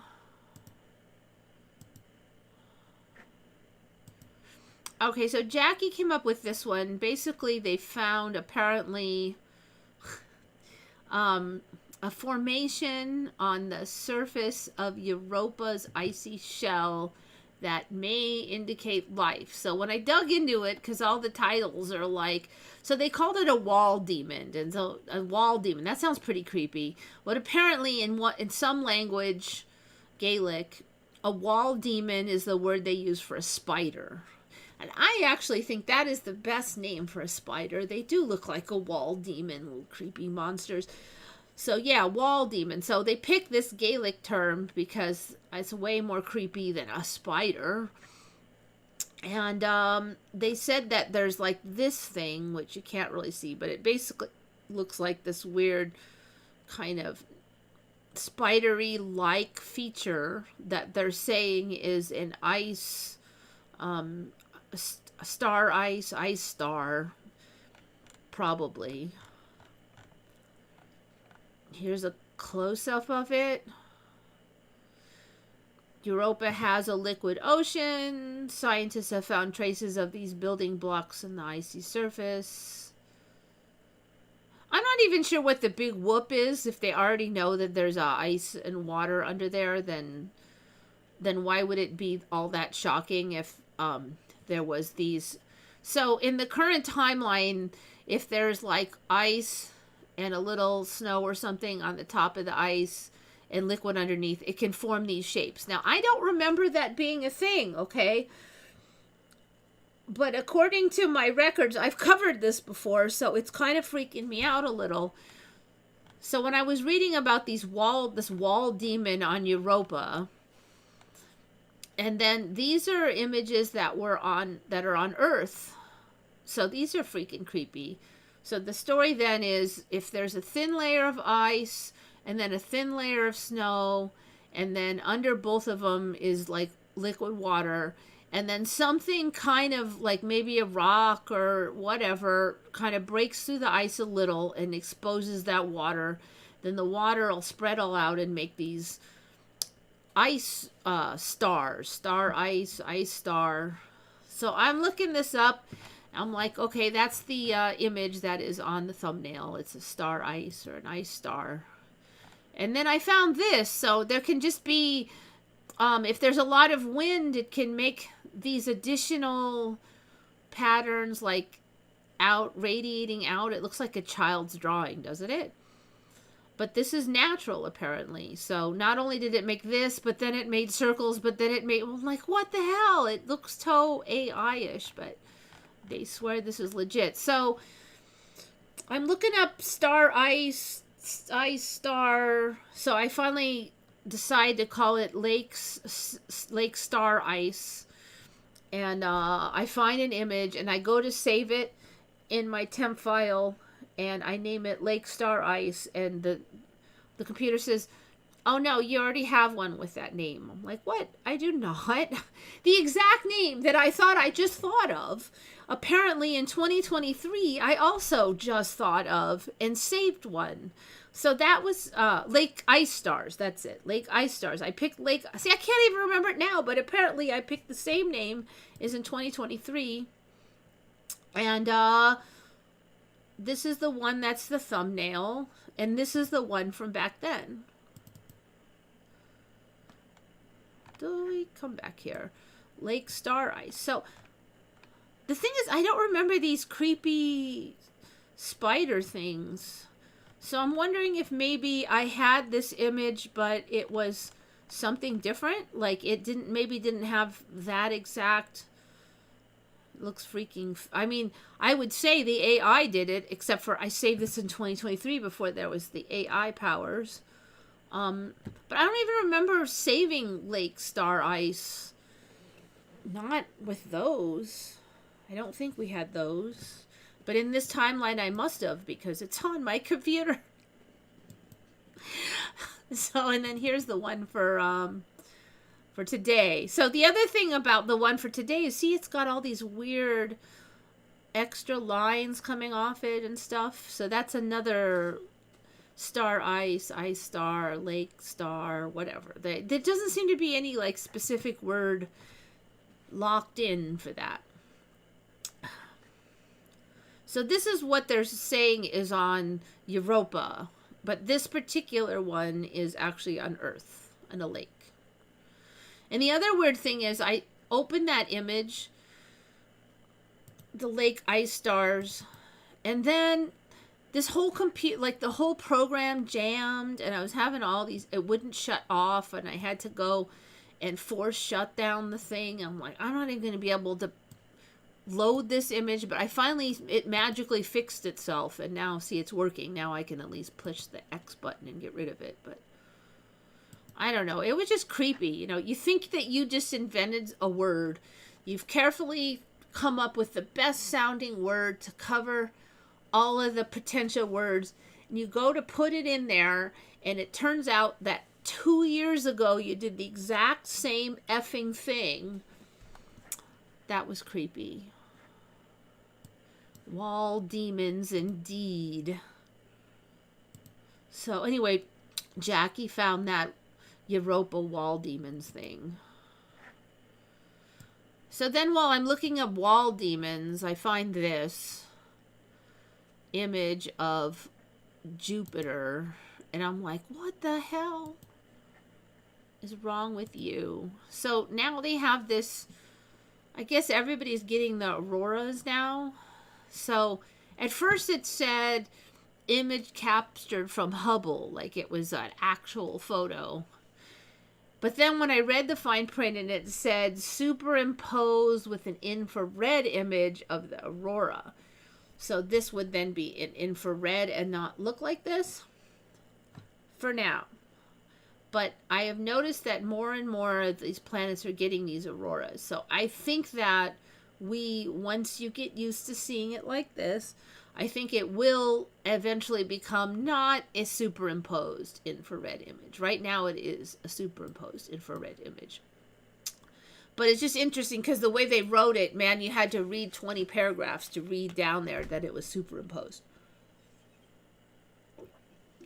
People are just going to look at that image and think that they're saying it's that now.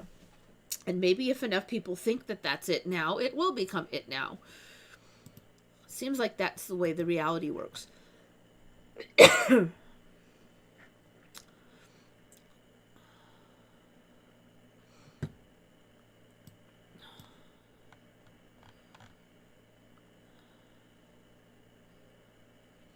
All right, so you remember that image, but it wasn't like that? Okay. I mean, like, is it just got more creepy, spidery look to it? You don't, yeah, okay, see that? What was I looking at then if it was stars? That's the thing that's confusing me, is like, was it like pancakes or something else was the stars, and now this is what the stars are? And I could see that happening.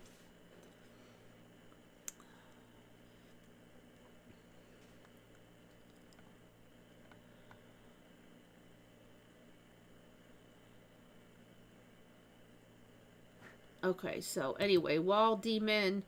So that was one that Jackie found, wall demons. And then this is what I found. And then Jackie found this one too. Have you ever seen that? It's one of the moons of, which moon is that?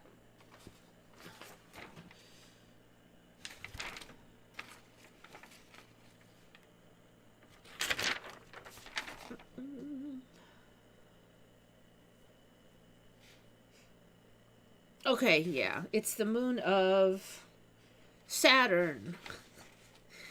So it was a Mandela years ago that Saturn had so many moons. I mean, how many moons does it have now? It's insane. Because I thought they had made it, like a couple years ago, I thought they made it up to like 32. And I mean, like, I remember more like 8 when I was growing up, but it's 32. So I'm like, okay, what is it now? Okay, because first of all, I didn't remember this moon. And they're saying it's like it looks like a sponge and it's icy. I'm like, well, so they're saying it's all half ice in here, but it looks like a sponge. And they knew about it since 2005, so that's way before I knew about the Mandela. So I think that's definitely backwards in time. This view was obtained during the close flyby in 2005. So they knew about it even before 2005, but this amazing, super creepy, it looks like a loofah view has been known about since they took it in 2005. So they think it might be like this plus ice is how it's made up of. Like it's a shell full of ice. And the name is Hyperion. So they've known this Hyperion moon a long time. This is a really cool name. I love the name. And I love it so much that I think I would have known if there was a moon that looked like a loofah named after it. But no, I swear I have never heard of that. Even when we were talking about all the crazy new moons. So apparently now there are, how many moons of Saturn there are? There are 274 moons, 63 of which are officially named, including Hyperion. However, now they did find 128 of them in 2025, but the 63 officially named seem like they go way back. So like by 2019, they knew about 145 of them. In 2021, they found 62.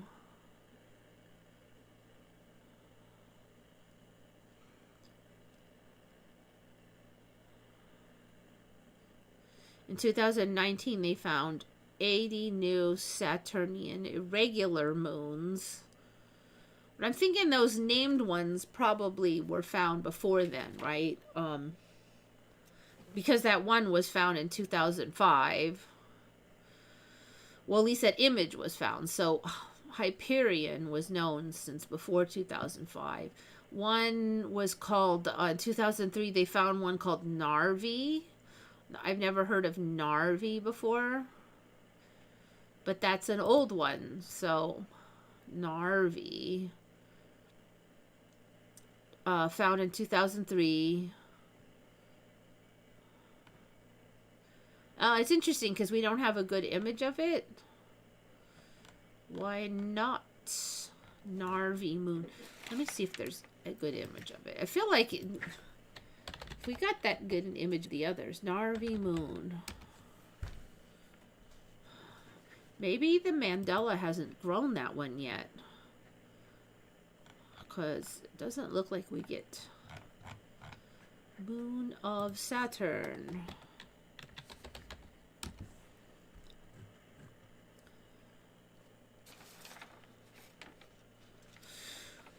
No, because that's Hyperion, isn't it? What's this? Maybe, well, that's a weird looking thing. Let's see, hold on. What is that one? It looks like a sausage. Okay, there's Hyperion.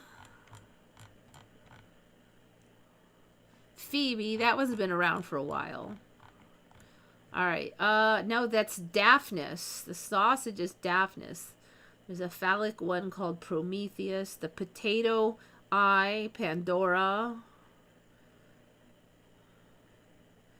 What the heck? Look at these things. Okay, when did they find this? Mass. Did they have the date on these? Discovery year. Look at that. I don't remember that being a moon. That's freaking ridiculous. Okay, so that was found in 1990? Come on. There's Daphnis. Daphnis. Found in 2005. Okay, here's another. This is such a scam. That was found in 1980?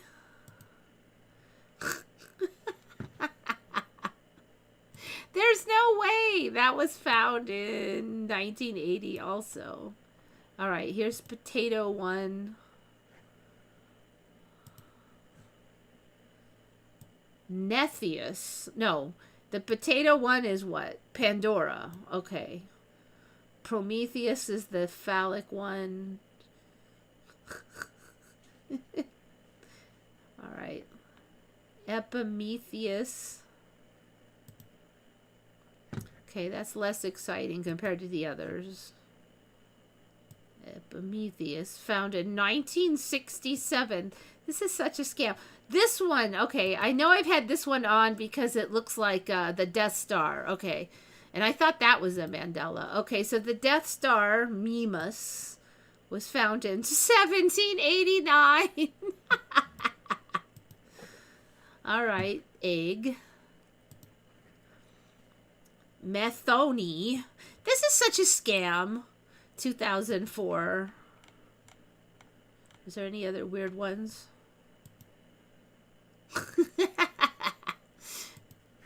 That looks like coral. And that was found Helen, 1980. Yeah, there's no way. There's no freaking way. All right, and that's the one we were just looking at.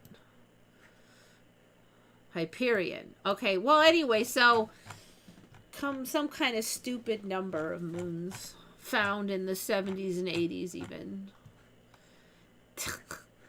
There's no way there was 60-something of them even back then. There is no way. Your new sausage story because you've never told that one. Okay, I never told the sausage story. All right. I don't remember telling the sausage story because there's no Mandelas attached to it or anything. Next time I hang out with her, I'm going to have to somehow bring up the sausage story and see if she still remembers it. I don't have many shared memories with families. So my parents are dead, and my brother long ago, like years ago, already our stories diverge, and he has the crappiest freaking memory, so he barely remembers the thing, because I always was, you remember this, you remember that, but he doesn't really have a lot of memories to contribute. So how can I compare memories with somebody who can't remember squat, Like, he doesn't remember anything my dad ever did. And then he remembers things that bugged him about my mother. But a lot of them weren't really specific ones. Like, he just remembered she would drag him to Goodwill and she would stay there a long time and we were bored to death. Yes, that definitely happened. He still remembers that, but she liked to hunt for antiques and stuff, so she would just stay there, waiting for new stuff to come out and stuff. And it seemed like 1,000 years as a child. I don't know if it was really all that long. Maybe it was like 45 minutes. I don't even know now that I look back. Plus, it's, the old timeline time. So an hour back then really seemed like a really long time.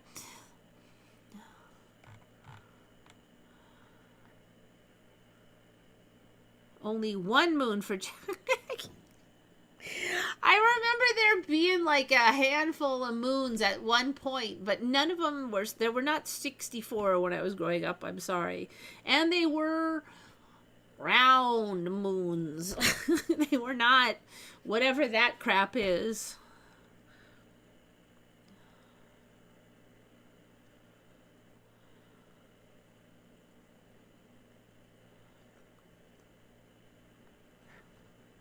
Alright, so anyway, Hyperion. This is what Antarctica is doing. It's turning into a shell. A creepy shell. Okay, and then Jackie had this one also. It's stuff like this that I can totally relate to the flat earthers, because it's like, this sounds ridiculous. And we've had this stuff on before. Oh, on blah blah planet it rains diamonds, and over here it rains Some other gemstone. Well, on this planet, it rains titanium drops. The scorching hot planet has a reflective nature due to its metal clouds, which rain drops of titanium. And in some places, okay, yeah, here we go. A reflective planet, yet which shouldn't exist. Yeah, okay. So there's all this weird exotic crap, and I guess it's so reflective it doesn't even look like a planet. The mirror planet is 5 times as large as Earth. Due to its high temperatures and smaller size to the icy giant. Anyway, so more like fake space kind of stories, I guess. You know, the only reason I think I don't really relate to them is because I see the same amount of fakeness on Earth, so maybe like just the whole creation is fake. It's not just space that's fake. Everything's fake.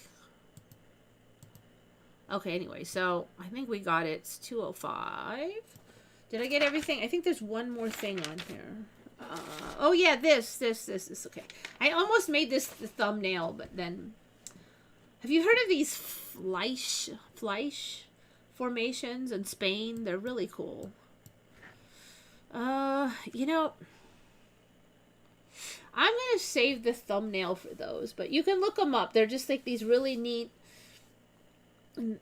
They're in places around here too, and I'm really suspicious about them because there's like a whole story that I want to tie in, and I don't really have time. And plus, I can use that for the thumbnail next week, so I think I'll save that one for next week in case I need an emergency thumbnail. Because this week, I mean, instead of titanium raining down, we have Mandela's raining down. I had so many that claymation moons. Yeah, I don't know. It's like some kid made a pancake, and then there's a moon.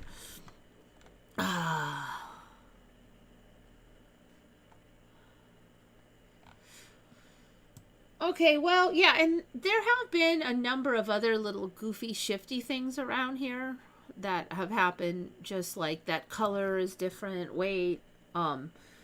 There's a couple of, gosh, you know, it's almost getting where I'm too lazy to write them down now, and like, but you'd just be like, wait, that line was over here on that art, and I think I've mentioned before that there's this really neat kind of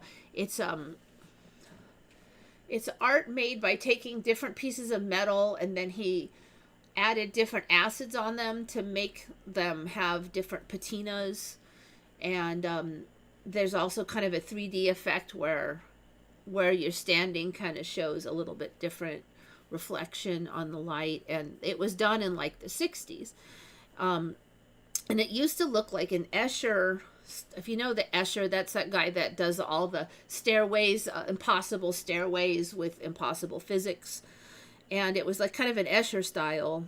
And over the years, it's magically shifted to where the stairways kind of smoothed out and then just became kind of a pattern of lines that don't look at all like a stairway. I gotta bring it in here and show you, but basically sometime last year I realized that from a distance, which is how I see it because it's on the wall across from me, it looks like an alien head now, which kind of freaks me out too. It does not look like Escher stairs at all anymore. Nobody would say that's stairs now. So that particular painting, or not painting, whatever it is, art, it's like mixed media art, I guess. I always just really liked it. And it's mostly the colors and kind of the overall shapes. But it's especially weird to me that that one turned into an alien. So I don't know what that means for where we're going. But lately I kind of feel like, you know, I've mentioned this before, that you know how when you watch a TV show and it's like an action adventure and the first season goes really good, the problem they have is whatever action happened in the first season, they have to keep topping that with more exciting and more extreme action So you get that Buffy the Vampire problem, where they have to keep coming with bigger and badder, more dangerous monsters. And pretty soon you're fighting the devil himself in 10 different dimensions, and just like a black hole or whatever. It just gets insane. And then finally they have to like end the show because they just can't. It gets stale. I kind of feel like that's kind of how the Earth is doing. Like, the old stuff's kind of boring, so it just keeps getting weirder and weirder, and the main characters get wackier and stranger and more extreme and more ridiculous and more loud, and just in a way it's more entertaining because you're just like, what kind of a clown show disaster's going on today? How long can this go for? Like, what's next? I mean, like, I kind of feel like maybe after the alien invasion, we're going to have to go with an alien invasion because, like, everything else has been done to death. I feel like, okay, we already did the Cold War in the 70s. Are we going to circle around to another Cold War with Russia? That's like old, recycled plot line at this point. So, I don't know. Where does it go from there? Like, do we reach a new mental plane of existence after the aliens or what? I mean, we just can't keep going like this, We gotta have to, like, take an off-ramp somewhere. I think the AI spits out different storylines. So, the older you get, the more I think, and you probably see this even faster because the storylines cycle faster every year. But after a while, you're like, oh, that plotline again, we've already done that one. Like, this is, like, such a copy. Like, the old, like, every time something weird's around, there's, like, a certain guilt trip. Oh, the evil humans almost destroyed them, and there used to be millions of them, but now there's only 500,000. That's, like, every animal that ever exists. That never existed before, I should add. But there's always that storyline, okay? And then when they look weird, the storyline is always, well, the males look like that to attract females. It was like, why would the females like a giant bulbous head and, I don't know. That's always the story, and everybody's like, It's the same storylines over and over. And after a while, man, the minute I look at the animal, I'm like, I already know what the storyline is going to be for this one. I feel like we need some new storylines.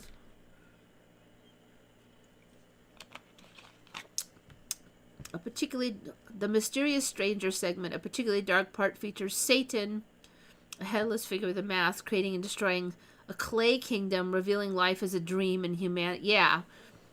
Well, that's the old life is but a dream, row, row your boat, Buddhist philosophy thing. So, what happens? Do we all figure out life is but a dream and then, move on to the dream existence? Or do some of us figure it out? Or I don't know. I just kind of feel like we're kind of coming towards something where we're like, how much ridiculous can this get before we just need to come up with a whole new style of narrative,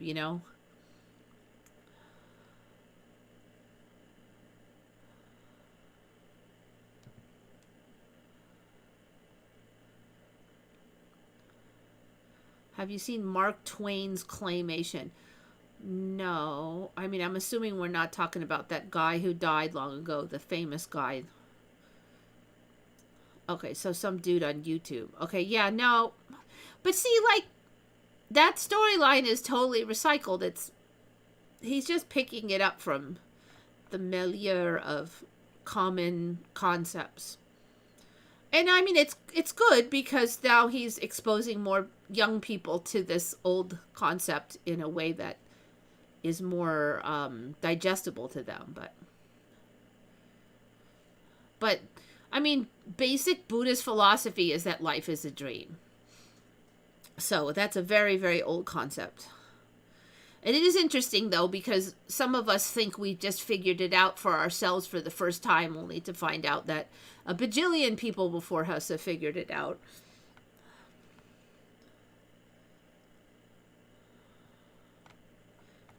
Just like the row, row, row your boat.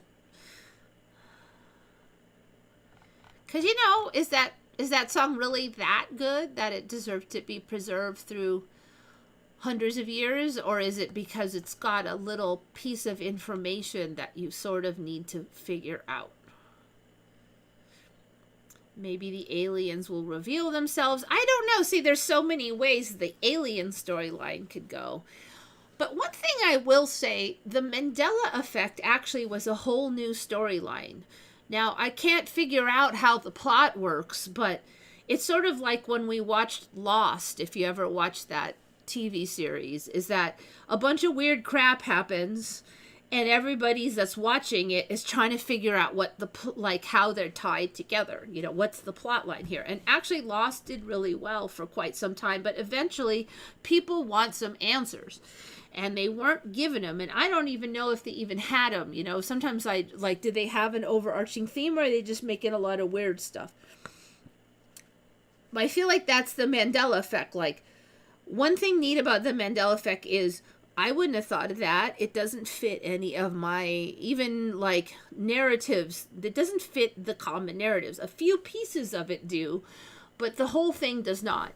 And, so that was a new narrative. I'll give them that. The Mandela effect is a new narrative overall. But again, I'm kind of feeling like, well, it's a very incomplete narrative because basically you get a whole bunch of clues, but there's not, the stuff that ties it together. Maybe we'll get that. I don't know, but I'm getting kind of irritated.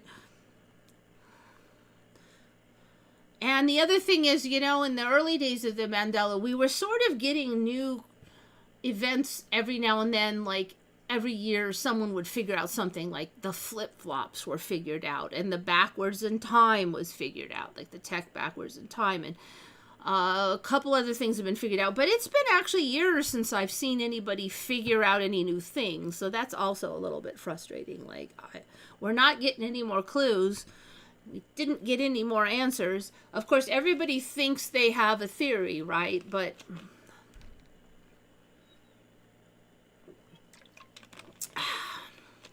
maybe that's what I'll try to get in reality. I want some more clues. I need some new Mandela clues. Good ones, nice ones, happy ones. I'm going to be specific here. All right, so anyways, yes. Think good thoughts, right? Blues clues. Yeah, I want happy's clues.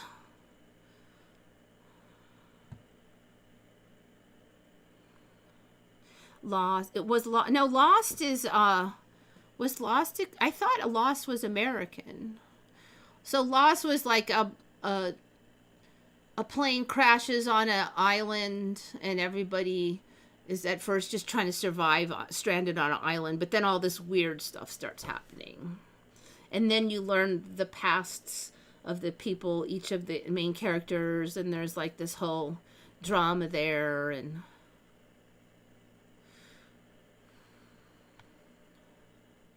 anyway, it was a good show. But so I don't know if it ended good. I've heard there was a lot of complaints about the ending. Part of the problem was there was a time when I worked so much and I had school and I didn't have the ability to tape it back then, and it wasn't online. And so I would just miss episodes, and then if I had to start working nights or something, I just couldn't watch it anymore. And one of those things happened, and I never got to watch the rest of it. Then I heard a lot of people complaining, so I didn't want to.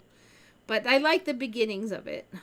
I don't know if I would say I would recommend it. I wouldn't not recommend it, but there might be better stuff out now because people took that concept and they built on it. So I think that's also something that happens as later shows are better because they steal a bunch of ideas, but they do a better job. My parents used to tape Buffy for me. Yeah, well, we didn't really have, my mother could not hardly even program a clock radio, and we didn't have any money. My parents didn't have any money, so it wasn't just me. And so, those things just didn't happen. And she didn't like that show, so she didn't care. She, she was kind of didn't work that much, so she could just stay home and watch everything. So she wasn't so motivated either. So there was a lot of factors. And, way back then, it cost money to have be able to tape things. Or anyways, so yeah. What do we want to see come into reality? What would be cool to have come in reality? Like, fun stuff that we would like a new narrative that's really cool. That'd be worth thinking about, I think. Like, what would switch up the narrative to something that would kind of get us on a more fun track? I mean, we've got AI coming down the chute. Maybe something with aliens. Maybe you can mix the two. I mean, there's a lot of ways we can go from here. So, which one would be something that we would like? Think about that.